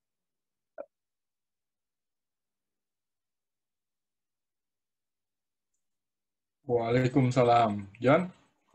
Nih, hilang suaranya barusan ya. Oke, terima kasih Dr. Nur Arif. Menarik sekali ya pemaparannya. Terutama bagian terakhir itu, bahwa kita harus bahagia yang sejati, jangan pura-pura bahagia. Nah, itu bingung juga kita ya, bagaimana melihat ya, atau menyadari orang lain ya pura-pura bahagia padahal dia tidak bahagia. Tapi di awal itu Dr. Nur Arif menjelaskan bahwa neuroscience itu adalah himpunan banyak dari disiplin ilmu, dari kedokteran, ilmu fisika, psikologi, komputer. Itu menarik sekali bahwa banyak masalah yang bisa dilihat ya dari neuroscience ternyata. Kemudian bahwa neuroscience ini adalah features dari feature science yang akan banyak menjawab banyak persoalan di masa depan. Nah, yang juga menarik dari Dr. Nur Arif adalah bahwa manusia itu sebenarnya dipengaruhi oleh 3 hal ya, gen, hormon, dan enzim, serta otak ya. Bagian terakhir tadi Dr. Nur Arif menjelaskan bagaimana otak bekerja, bagaimana komponen otak bekerja, termasuk imun sistem, yaitu pelajaran di fakultas kedokteran mungkin berapa semester gitu ya, kita nikmati hanya beberapa jam. Mungkin tidak semuanya masuk di kepala kita, tapi apalagi saya yang tidak ada latar belakang medik, itu akan memberikan pencerahan yang bagus ya. Sekarang kita masuki sesi tanya jawab. Terima kasih tadi 4 pembicara yang telah memaparkan pesan masing-masing. Sekarang kita masuk ke sesi tanya jawab. Tadi saya sudah menulis, yang ingin bertanya sebaiknya ditulis dulu namanya, mendaftar di chat agar bisa saya panggil. 1. Kedua, mohon pertanyaannya dibuat ringkas, padat gitu ya. Jangan lebih dari ya kira-kira selesai dalam 1-2-3 menit gitu, agar banyak yang kebagian. Untuk pertama saya lihat nih ada nama Rina tadi. Silakan Rina. Nazrina ya. Nazrina ini adalah wakil dekan di Universitas Udayana ya di Bali. Dia adalah seorang sosiolog. Silakan Rina untuk mengajukan pertanyaannya. Terima kasih, Bung John. Ini kawan-kawan lama saya, Bung Jojo, Bung Aris Munandar, Dr. Tiur, apa kabar, dan Dr. Nur Arif. Saya pernah mengajar mata kuliah gender dan kesehatan untuk Magister Ilmu Kesehatan Masyarakat. Saya perhatikan masyarakat yang memiliki kekuatan kearifan lokal yang dianut dengan konsisten, itu mereka lebih bahagia dan lebih resilience, lebih kuat untuk memahami bahwa kondisi pandemi ini harus dihadapi bersama atau dilawan bersama. Memang klaster keluarga untuk COVID itu sudah menjadi bagian dari masalah di Bali. Mungkin bisa dijawab ini dari teman-teman, terutama bukan hanya medisnya, Dr. Tiur, juga Dr. Nur Arif dan Jojo, atau Bung Arif, Satrio Arif Munandar. Terima kasih. Terima kasih, Bung John. Yep. Silakan dijawab mungkin dari yang paling belakangan dulu ya, presentasinya, Dr. Nur Arif. Silakan. Oke, baik, terima kasih, Bu. Saya coba jawab. Jadi begini, tadi seperti saya sudah ungkapkan bahwa manusia itu terdiri dari diatur atau dipengaruhi oleh 3 komponen tadi, yaitu genetik, brain, otak, dan yang kedua adalah hormon dan neurotransmitter ya, atau enzim. Nah, kok yang lebih mengikuti local wisdom, mereka lebih nyaman. Kembali lagi, itu tidak bisa disangsikan karena secara genetik, saya akan cerita sedikit, bahwa kromosom kita itu sudah merekam. Jadi kromosom yang hari ini ada, itu merekam semua peristiwa, semua hal, gangguan, penyakit, atau yang terjadi, bahkan juga terjadinya bencana dan sebagainya, itu rekam dalam diri kita, itu di dalam kromosom. Kita katakan dia sebagai satu library genomik ya, jadi genomic library. Nah ini ada dalam diri. Nah saya juga pelajari, kebetulan saya sempat keliling ke beberapa wilayah kaitan dengan beberapa tempat ya. Mereka bisa menemukan ketenangan ketika mereka menerapkan tradisi mereka. Ya kan tadi karena saya juga senang mengamati kebudayaan. Jadi saya melihat beberapa tradisi-tradisi di masyarakat misalnya, mereka jauh lebih tenang, mereka jauh lebih bisa ngeblend dengan kondisi yang ada. Nah, kalau kita lihat kenapa terjadi, yaitu tadi karena secara kromosom, secara genetik, mereka juga sudah tersetrum dalam tanda kutip dengan kondisi yang terdahulu. Jadi ini kan tinggal ngikutin aja proses. Berbeda ketika kita misalnya mendapatkan satu trait baru, satu hal baru, sehingga akhirnya kita bingung ini apa. Nah, ketika dia tenang, dia bisa misalnya melakukan meditasi, melakukan satu ritual tertentu. Nah, ketika dia tenang, maka ini akan mempengaruhi terhadap proses fisiologi dalam diri. Ya kan? Proses fisiologinya apa misalnya? Ritmik jantungnya jauh lebih baik, kemudian sekresi hormonalnya juga lebih baik, misalnya. Kemudian dia menjadi bahagia. Nah, akhirnya dengan bahagia, dia bisa menekan yang namanya hormon kortisol itu. Sehingga hormon yang dominan untuk kebahagiaan, misalnya serotonin, dopamin, endorfin, bahkan oksitosin, mengalir deras. Nah, dengan begitu, akhirnya proses fisiologinya menjadi seimbang. Nah, ini banyak kita lihat. Akhirnya apa? Imunitas dia menjadi naik, sehingga setiap penyakit pun ataupun kuman atau virus atau bakteri atau Rickettsia yang datang kita antisipasi. Karena kita ini bukan baru kali ini diserang. Setiap hari, setiap saat kita itu diserang oleh namanya kuman gitu loh. Tapi karena kondisi benteng kita bagus, ya, bahkan di bulu hidung kita ini sebenarnya ada virus influenza yang selalu nangkring, yang sedang nunggu kondisi kita lagi sakit aja, lagi agak drop aja. Makanya kalau kita agak capek, begadang dikit, mulai pilek-pilek. Nah, itu karena virusnya itu, parasit kita udah nongkrong. Ada di sekitaran hidung itu. Dia udah nongkrong di. Nah, itu karena, ya itu yang nanti pokok bahasanya kalau kami di kampus kami itu kita membahas antara bagaimana survival antara inang dan parasitnya. Jadi ini pertarungan sebenarnya hari ini. Kita sebagai inang, parasit kita ya hari ini namanya coronavirus itu atau COVID-19. Itu kira-kira Bu Nazrina. Terima kasih. Terima kasih, Oke, Dokter. terima kasih Dokter Nur Aziz. Barangkali karena ini saya singkat-singkat aja, waktu kita terbatas. Tadi Rina juga, Nazrina menunjukkan pertanyaan kepada Dokter Tiur. Mungkin Dokter Tiur bisa menambahkan. Iya, terima kasih. Ya, terima kasih Pak John. Saya setuju dengan apa yang disampaikan oleh Mas Arief ya. Jadi secara neurobiologi memang itulah yang seperti disampaikan oleh Mas Arief. Di pelajaran psikiatri kita juga mempelajari psikiatri budaya, Bu. Jadi dengan mempelajari psikiatri budaya kita mengerti bagaimana budaya tertentu yang begitu banyak di Indonesia, suku-suku yang banyak di Indonesia ini bagaimana mereka dalam menghadapi suatu gangguan-gangguan jiwa tertentu itu, bagaimana mereka cara mengatasinya. Misalnya, untuk gangguan jiwa itu kan ada terbagi antara yang neurosis, contohnya gangguan cemas, gangguan panik, dan yang non-neurosis. Kalau misalnya dengan yang neurosis, cemas, dan sebagainya itu, kalau apabila dengan pendekatan budaya dapat teratasi cemasnya, oke, kita fine-fine aja. Tapi misalnya, kalau kayak yang non-neurosis artinya ada gejala-gejala psikotik, di mana pas seseorang sudah mengalami gangguan pada proses pikirnya, tingkah lakunya, ya, emosinya, yang kita biasa sebut skizofrenia itu ya.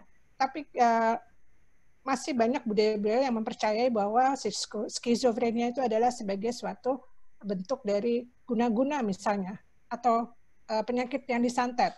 Padahal di balik semua itu adalah benar-benar adanya gangguan di otak yang neurotransmitternya terganggu, di mana hormon yang namanya dopamin itu jumlahnya berlebihan, hiperdopaminergic. Dan itu tidak bisa dengan disembur dengan aqua atau dikasih jampi-jampi atau apa, ini tetap harus dengan harus diobati. Mau nggak mau, di sini adalah peran dari obat-obatan yang berguna untuk menurunkan kadar dopamin yang berlebihan tadi. Dan ini harus diterapi secara medis dan harus disegera, kalau bisa misalnya di budaya tertentu itu dari pihak tokoh masyarakat atau tokoh agama harus segera membawa ke dokter untuk segera ditangani. Karena kalau lambat penanganannya, penyembuhannya pun akan lama dan kasihan, akan timbul kerusakan otak yang semakin kronis dan sembuhnya itu makin susah. Seperti itu kira-kira Bu ya. Terima kasih. Iya, sama-sama. Terima kasih Dr. Tiur. Apakah Jojo akan menambahkan, karena Rina juga mengalamatkan pertanyaan kepada Jojo? Ya, makasih Bung John. Sebenarnya tadi Dr. Tiur dan Dr. Nur Arif sudah menjelaskan begitu jelas ya, bahkan akademis sekali gitu tentang bagaimana otak terpengaruh oleh kecemasan gitu.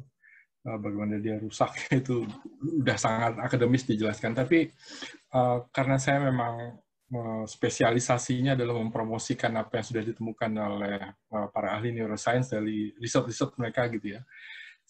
Pertanyaannya tadi kalau nggak salah Rina tadi ya mengenai bagaimana si kecemasan itu ya, kalau nggak salah itu ya. Di buku saya tuh 5 tadi ya, praktek-praktek 5 itu, ini saya supaya singkat ya, supaya yang lain bisa sempat bertanya lagi ya. Dengan meditasi itu semua udah di riset gitu, dengan bersyukur. Nah, bersyukur yang tadi saya sebutkan, saya belum menjelaskan bagaimana bersyukur menurut neuroscience. Di neuroscience bersyukur itu disebut sebagai menulis jurnal positif. Jadi kita tulis apapun yang pada diri kita yang positif aja, negatif nggak usah ditulis gitu. Jadi bersyukur itu seperti itu, lebih definitif atau lebih deskriptif ya. Terus kemudian yang lain seperti di dalam buku saya juga saya bilang ada membangun relationship, itu penting sekali, akan membuat kita jadi berkurang stresnya gitu. Berbuat kebajikan apapun gitu ya. Itu itu terkenal sekali gitu, sekarang populer gitu, random act of kindness gitu yang disebutnya gitu. Terus kemudian yang lain itu, yang terakhir berolahraga, ada di buku saya ada jelas sekali bagaimana olahraga yang bagaimana dan bagaimana olahraga itu bisa menurunkan stres sehingga kita memperoleh kebahagiaan dan kemudian jadi akhirnya punya positivity atau punya apa namanya tadi imun sistem. Dokter Nur Arif menjelaskan sangat jelas sekali tadi bagaimana prosesnya di otak gitu ya. Silakan Bung Jan, saya kembalikan supaya yang lain bisa bertanya lagi. Terima kasih Bung Jojo. Terima kasih Jojo. Jadi karena waktu sedikit lagi dan ada beberapa pertanyaan, mungkin semua pertanyaan mengajukannya dulu ya, nanti dijawab oleh masing-masing ya. Pertama saya persilakan misalnya pada ini dulu ya, Ibu Halimah membacakan pertanyaannya. Setelah itu kepada Feni Lubis, ini adalah dokter ya dulu ya, dan guru Zumba. Yang terakhir adalah Muhammad Fadil Harissa ya. Silakan Halimah mengajukan pertanyaannya. Sorry, sebentar. Terima kasih Pak Moderator. Sudah kita Bung John Minofri Nazir, Jojo, dan sahabat-sahabat saya, Nazrina, juga semuanya. Apa yang saya tadi menyimak cukup serius tentang survei yang dilakukan oleh Dr. Tiur, karena memang hal itu terjadi juga pada diri saya gitu ya. Sudah hampir 7 bulan saya tidak keluar kecuali urgent, ada urgent sesekali saja dari 7 bulan itu. Dan ketakutan itu saya coba untuk di-manage bagaimana untuk imun saya tetap prima gitu ya, dengan cara saya menulis atau saya dari ketakutan itu saya sampai semua OB maupun yang membantu saya di rumah, asisten, saya resignkan semua. Sehingga semua pekerjaan saya mengerjakan gitu ya, karena rasa takut itu. Nah, tetapi kebahagiaan itu bagaimana mengolah rasa takut itu dengan suatu kebahagiaan. Karena kadang-kadang tetap datang lagi takut itu, datang lagi gitu ya. Jadi dari pengalaman dari Dr. Tiur mungkin bisa memberikan lebih gamblangnya bagaimana memanage dari dari rasa ketakutan itu menjadi sebuah kebahagiaan yang hakiki tentunya. Karena ya mungkin banyak juga dialami oleh yang lain, karena memang dari beberapa grup perempuan saya juga mengalami hal yang sama seperti ini. Tidak berani keluar, apalagi sekarang sudah ada statement dari pemerintah usia di atas 45 tahun tidak boleh keluar. Nah, itu semakin membuat rasa takut gitu. Karena usia saya sudah 56 tahun. Begitu Dr. Tiur, mohon mungkin ini saya tunjukkan ke Dr. Tiur yang memang pas sekali dengan apa yang saya tuju. Untuk Jojo, saya coba meditasi dengan cara saya gitu, mungkin sedikit agamis ya, dengan tahajud atau apa ya, meditasinya gitu ya. Tetapi pikiran itu masih mengganggu gitu ya. Meditasi saya tidak semuanya memberikan hasil yang baik gitu. Artinya tetapnya besoknya lagi ada rasa takut, besoknya lagi ada rasa takut. Begitu mungkin dari Dokter Nur Arif, mungkin banyak saya tadi sedikit hanya beberapa menyimaknya karena ada masalah tadi sedikit. Mohon dengan kasus ini bagaimana sih mengolah sebuah ketakutan itu menjadi sebuah kebahagiaan. Terima kasih. Oke, sangat jelas pertanyaannya Ibu Halimah. Sekarang kita beralih ke Feni Lubis. Silakan Ibu Feni Lubis. Ibu Feni Lubis ini adalah dokter. Assalamualaikum warahmatullahi wabarakatuh.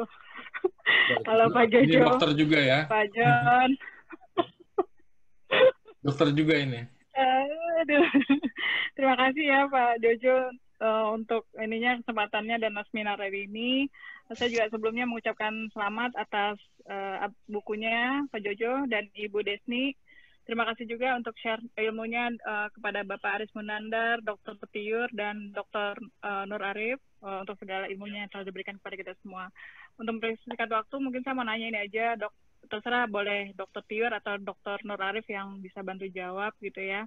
Mungkin Pak Jojo juga nih, pengalaman juga nih Pak Jojo. Jadi saya memang kebetulan memang punya kecemasan di ruang sempit gitu, Dok. Nah, tiba-tiba beberapa saat ini sebelum pandemi pun kadang-kadang serangan itu datang gitu loh. Jadi ngerasa tiba-tiba kok panik begitu aja panik gitu. Jadi ya akhirnya walaupun saya sebenarnya juga dokter juga, cuman tetap aja ngerasa nggak nyaman juga dengan kondisi kayak gini. Jadi gimana Dok solusi terbaiknya di saat serangan panik itu datang? Itu aja Dok. Terima kasih Dok sebelumnya.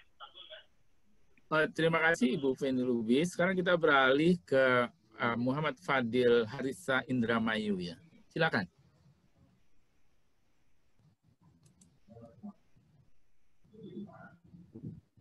Ya. Bismillahirrahmanirrahim. Assalamualaikum warahmatullahi wabarakatuh.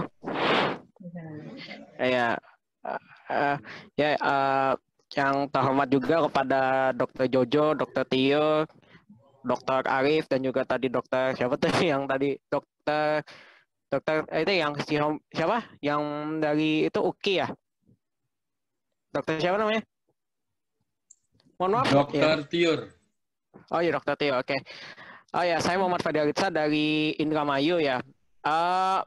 Saya sebenarnya memang bukan latar belakang kedokteran, tapi saya juga masih berhubungan dengan kedokteran sih, gitu kan. Saya juga merupakan dari ini ya, masih mahasiswa di biologi, gitu ya. Saya juga ini tertarik juga kan karena biologi juga masih berhubungan dengan kedokteran gitu. Mungkin itu sih. Yang saya mau tanyakan kan tadi tuh menarik banget tentang neuroscience ya, yang akhirnya ini membuat kita juga masih masa cemas, masa apa yang akhirnya membuat kita tuh stres berat karena masalah ekonomi, masalah duit. Nah, yang mungkin yang saya tanyakan apa sih yang mungkin ketika misalkan nanti serangan-serangan seperti ini, tadi kan kalau dokter yang sebelumnya kan tanya yang kepanikan, kalau saya mengenai tentang bagaimana kita tuh biar bisa tuh ngobatin dengan apa ya, dengan cara mengurangi rasa kebosanan gitu. Kadang yang tadi saya jelasin juga belum katanya kan memang di keluarga tuh memang kadang ada yang nggak harmonis yang akhirnya membuat rasa tuh bosan, pengennya keluar kan gitu. Karena kita juga terbiasa di luar kan gitu. Nah itu yang mungkin rasa kebosanan yang akhirnya juga itu biar kita juga mungkin nanti setelah normal baru kan mungkin kita juga akan betah juga di rumah. Tapi masalahnya masih ada konflik di keluarganya. Itu bagaimana solusi yang akhirnya membuat kita tuh masih tetap betah di rumah meskipun nanti pandemi udah berakhir, kita juga masih betah di rumah gitu meskipun keluarganya nggak harmonis. Mungkin itu sih dari saya ya. Terima kasih. Assalamualaikum warahmatullahi wabarakatuh. Soalnya putus-putus Muhammad Fadil, tapi poinnya sudah kita tangkap ya. Oke, saya kira kita cukupkan pertanyaannya, poinnya sudah saya tangkap, cuma suara putus-putus saya tidak mendengar apa-apa lagi. Silakan, sekarang kita berikan kesempatan pada pantas untuk menjawab. Mungkin dari Jojo dulu ya. Silakan Jo. Dokter Tiur dulu barangkali atau dokter. Oke. Dokter Tiur, boleh memulai. Oke. Saya mencoba menjawab yang Bu Halimah dulu ya. Ini kan tadi Ibu bilang Ibu cemas ya Bu ya. Jangankan Ibu, saya itu juga cemas Bu. Saya tiap hari ke rumah sakit, saya juga cemas. Tapi pekerjaan saya menuntut saya memang harus ke rumah sakit. Walaupun saya tidak menangani pasien COVID secara langsung, tapi kan environment rumah sakit itu sudah bervirus lah ya istilahnya ya. Apalagi rumah sakit tempat saya bekerja adalah rumah sakit rujukan COVID. Ya, tapi bagaimana cemas itu kita bisa kendalikan selama cemas itu tidak menyebabkan distress dan disability, artinya kehidupan kita tetap berjalan normal, itu masih wajar, ya Bu ya. Kalau misalnya sudah mengganggu fungsi sehari-hari, kehidupan sehari-hari, misalnya kecemasan itu membuat saya sudah tidak mampu untuk bekerja, saya lebih menarik diri, sudahlah mendingan saya di rumah aja, mendingan saya nggak usah ke rumah sakit, nggak usah ngurusin pasien.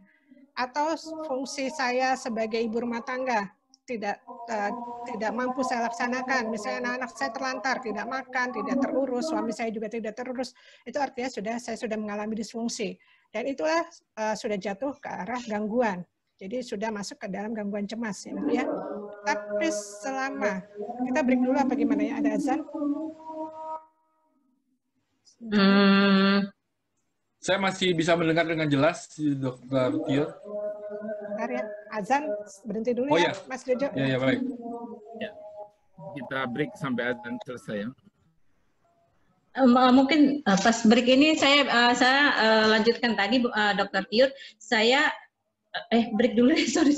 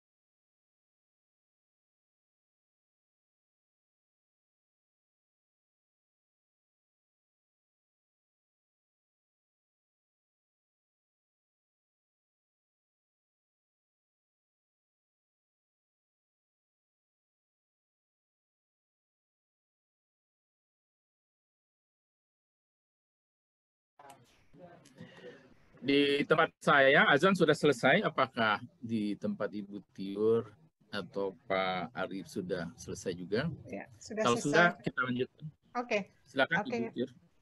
Ringkasnya gini Bu Halimah ya, kalau misalnya Ibu merasa itu cemasnya sudah merupakan gangguan atau enggak, Ibu bisa coba pakai aplikasi e-Jiwa tadi Bu Halimah. Dari situ nanti ada skornya.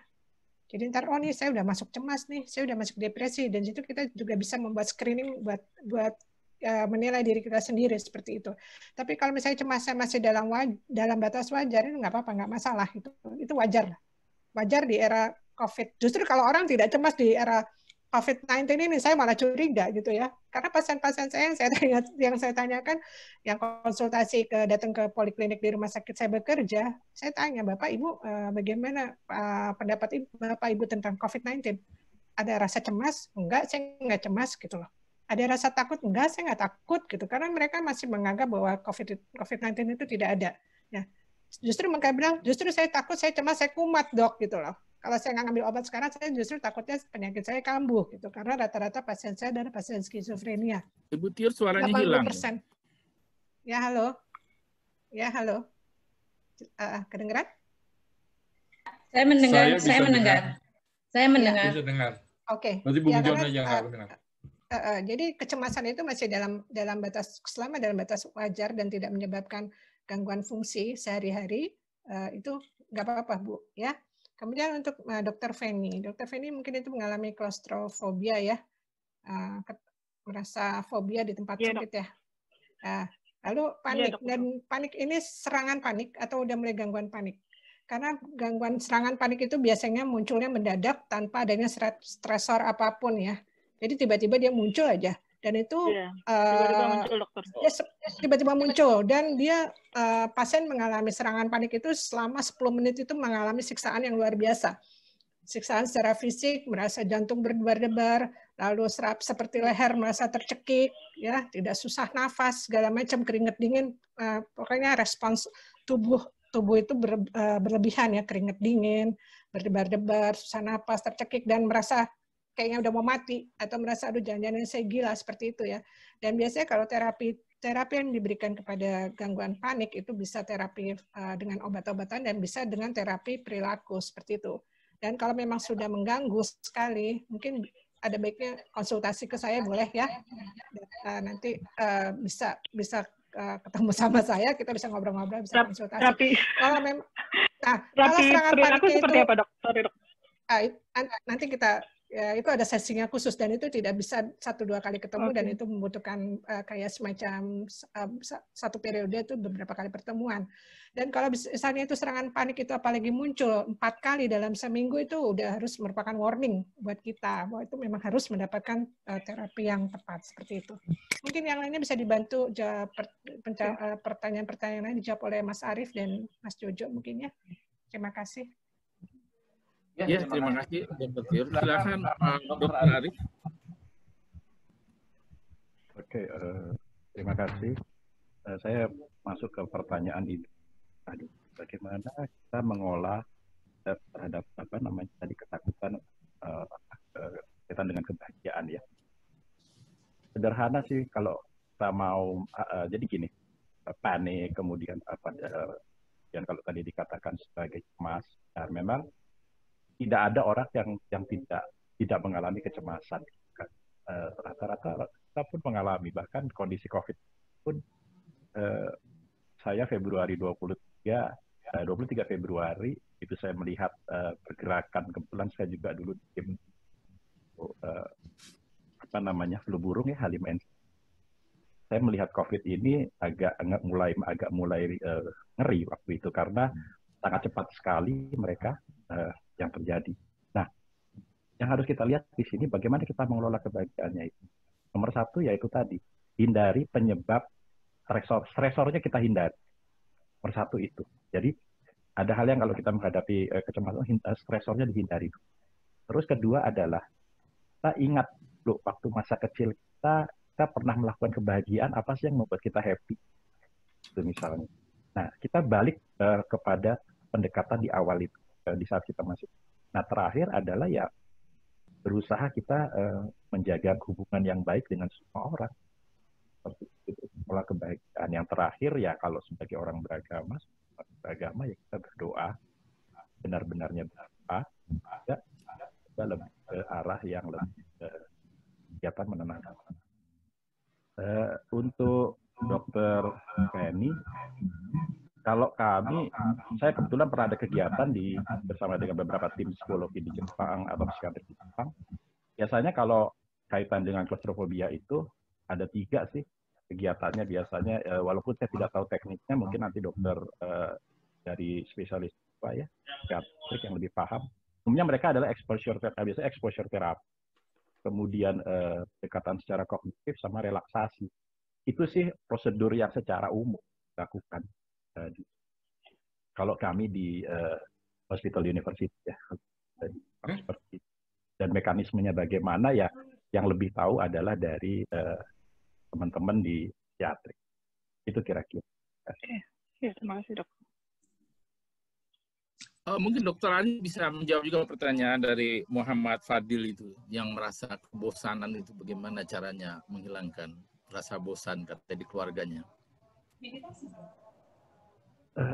Baik, kebosanan itu adalah satu hal yang lumrah dan normal ya. Selama kebosanan itu kemudian tidak merambat menjadi yang disebut dengan depresi. Nah, saya sih melihat begini. Kita lihat dulu dari kondisi lingkungan. Saya kebetulan kalau misalnya ada orang yang punya karakter senang di luar ya, dia lebih sedang pergi jalan dan sebagainya, memang kondisi dia harus menetap atau di dalam rumah menjadi persoalan gitu. Tapi itu bisa disiasati. Misalnya saja mungkin dia coba misalnya melakukan, apalagi tadi saya dengar katanya biolog. Kenapa nggak mencoba misalnya bikin kegiatan menanam, bertani atau menanam berkebun yang bersifat misalnya urban farming. Nah, itu bisa dilakukan. Nah, terus yang kedua misalnya melakukan simulasi biologi yang sudah diajarkan misalnya di kegiatan praktik biologi misalnya. Nah, jadi sesuatu hal yang mengasyikkan. Dia mencoba itu dengan mengkombinasi dengan yang ada di YouTube dan sebagainya. Nah, karena kenapa? Ya usia Mas Fadil ini memang usia yang sangat ingin bergerak ya, karena ledakan testosteronnya cukup tinggi kalau kita di neuroscience melihatnya seperti itu. Jadi memang banyaklah bergerak. Jangan kemudian hanya di dalam rumah main game saja, tapi ke halaman, berkebun, bertani, ada kegiatan-kegiatan yang bersifat eksploratif. Sehingga itu buat dia menjadi lebih ada challenge. Nah, sehingga banjir testosteronnya ini bisa dikanalisasi, gitu ya, sehingga bisa untuk lebih ke kegiatan-kegiatan yang positif. Itu kira-kira sementara. Terima kasih, Dr. Nur Arif. Jojo, apakah Aking ingin menambahkan sesuatu? Iya, saya kira saya mau menjawab pertanyaan Bu Halimah tadi ya, karena ini pertanyaan mewakili banyak orang gitu. Pertanyaan yang lain sudah dijawab oleh Dr. Tiur dan Dr. Nur Arif gitu ya. Pertanyaan Halimah tadi tentang cara meditasi ya, itu memang banyak ditanyakan oleh orang karena beredar tentang definisi meditasi dan cara-cara meditasi banyak sekali gitu. Tapi neuroscience sebenarnya sudah memformulasikan dengan bekerjasama dengan para biku ya, dapatlah formulasi yang sebenarnya sangat mudah sekali untuk semua orang tanpa memandang agama apapun gitu. Jadi disebut meditasi ini meditasi sekuler karena nggak ada unsur agamanya. Jadi cuma begini aja. Ini bahkan dikampanyekan oleh seorang biku yang terkenal sekali, saya lupa namanya ya gitu, ada di YouTube mengenai cara meditasi menurut neuroscience gitu. Jadi sebenarnya meditasi fokus pada satu hal aja. Nah, paling mudah fokus pada satu hal itu adalah pada tarikan napas dan hembusan napas. Fokus saja pada itu. Tadi Bu Halimah bertanya, saya sering melayang-layang pikirannya kemana-mana. Nggak apa-apa. Kalau menyadari pikirannya melayang, itu aja udah bagus gitu. Bahwa kita bisa menyadari pikiran yang melayang itu. Lalu kalau begitu terus kemudian kembali lagi ke fokus pada hembusan napas dan tarikan napas. Nah, biku ini bahkan menjelaskan bilang meditasi yang pendek sekalipun, singkat sekalipun akan lebih bagus daripada nggak meditasi sama sekali. Jadi di pertanyaan banyak banyak orang bertanya cara meditasi, orang bilang harus duduk bersila ya segala macam. Sebenarnya nggak penting sekali, walaupun itu juga membantu otak kalau kita bersila duduknya dan tetap silanya seperti itu ya. Ketika kita melakukan itu, baru fisiknya aja otak pun udah mempersiapkan diri untuk masuk ke dalam alam meditasi. Tapi tanpa posisi-posisi yang khusus juga bisa. Nah, saya kalau di buku saya itu menganjurkan ada 5 sebenarnya, tapi 2 aja meditasi ini kalau dilaksanakan gitu, dan bersyukur yang tadi kalau neuroscience bilang adalah menulis jurnal positif, maka yang 3 seperti berbuat kebajikan, membangun relationship, dan olahraga itu otomatis nanti akan berjalan dengan otomatis ya, jadi pengen gitu melakukan kebajikan tanpa harus susah payah lagi, juga pengen melakukan hubungan-hubungan yang baik dengan siapapun, dengan keluarga, dengan pasangan, dengan teman, dengan masyarakat gitu. Jadi itu pertanyaan untuk Bu Halimah gitu, karena pertanyaan yang lain nampaknya sudah dijawab oleh Dr. Nur Arif dan Dr. Tiur. Mungkin Bung Satrio mau menambahkan ini. Silakan ya, Bung Satrio. Bung Satrio belum memberikan jawaban. Satrio, silakan. Saya kedengeran ya. Ya, saya mungkin tidak punya pengalaman detail tentang meditasi. Cuma saya merasa bahwa mungkin yang saya lakukan selama ini dan mungkin juga beberapa teman lain itu sudah meditasi dalam bentuk yang berbeda gitu kan ya. Kayak gini, dengan memperbanyak doa, berzikir segala macam itu sebetulnya kita sudah melakukan meditasi. Cuma mungkin sekarang dengan ada wawasan baru dari Mas Jojo bagaimana masukkan mengenai meditasi itu, jadi saya lebih terarah. Jadi mungkin kalau saya berdoa, mungkin saya berdoanya akan lebih mencoba lebih fokus segala macam dengan kesadaran bahwa ini memang cara yang benar gitu kan. Tadi saya udah melakukan tapi mungkin tidak punya basic background keilmiahan seperti itu. Tapi dengan masukan-masukan baru ini saya diri untuk saya tidak akan membuat, menurut saya tidak akan membuat suatu metode-metode baru atau apapun juga. Saya tinggal memperdalam aja apa yang sudah saya lakukan selama ini mungkin dengan cara yang lebih lebih fokus gitulah. Terima kasih. Terima kasih, Bung Dr. Satrio. Pada penyelenggara, Jojo, apakah masih ada waktu untuk kita? Ini jam 18:10 ya. Apa kita akhiri sampai di sini? Saya kira akhiri sampai di sini sudah cukup. Barangkali nanti bisa lanjut melalui media yang lain. Oke, karena kita sudah lebih dari waktu yang sudah ditentukan, saya akan menutup. Cuma sebelum menutup, saya akan berikan summary yang sangat besar ya, sangat tidak detail dari diskusi yang ini, diskusi yang menarik sekali ini yang telah disampaikan presentasinya oleh Jojo Raharjo, Dr. Satrio, Dr. Tiur, dan Dr. Nur Arif. Pertama adalah neuroscience itu berkembang baru ini aja. Secara keilmuan mungkin dia adalah ilmu yang paling muda ya. Penelitiannya sudah banyak. Di Indonesia bukunya belum banyak, tapi buku yang ditulis oleh Jojo adalah salah satu buku yang baru dan praktis ya. Yang kedua adalah ingin saya simpulkan dari Dr. Nur Arif bahwa sebenarnya neuroscience ini adalah gabungan dari beberapa ilmu ya.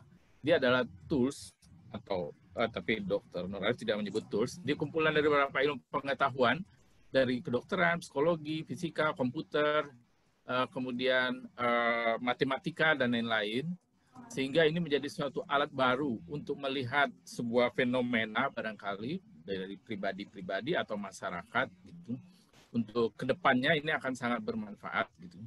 Apalagi dari tubuh manusia itu, bahwa manusia itu dari brain, dari enzim, hormon, dan satu lagi adalah gen ya. Itu menjelaskan fungsi neuroscience yang bisa membaca peta itu semua gitu. Kemudian dari Dr. Tiur ini menarik sekali ya bahwa penelitiannya yang di-share ke kita bahwa kecemasan itu adalah global ya, terjadi di mana-mana, dan dalam tanya jawab itu juga tadi dijelaskan oleh Dr. Tiur. Malah aneh ya kalau orang tidak cemas sama sekali di masa gini. Jangan-jangan ada yang salah pada orang itu.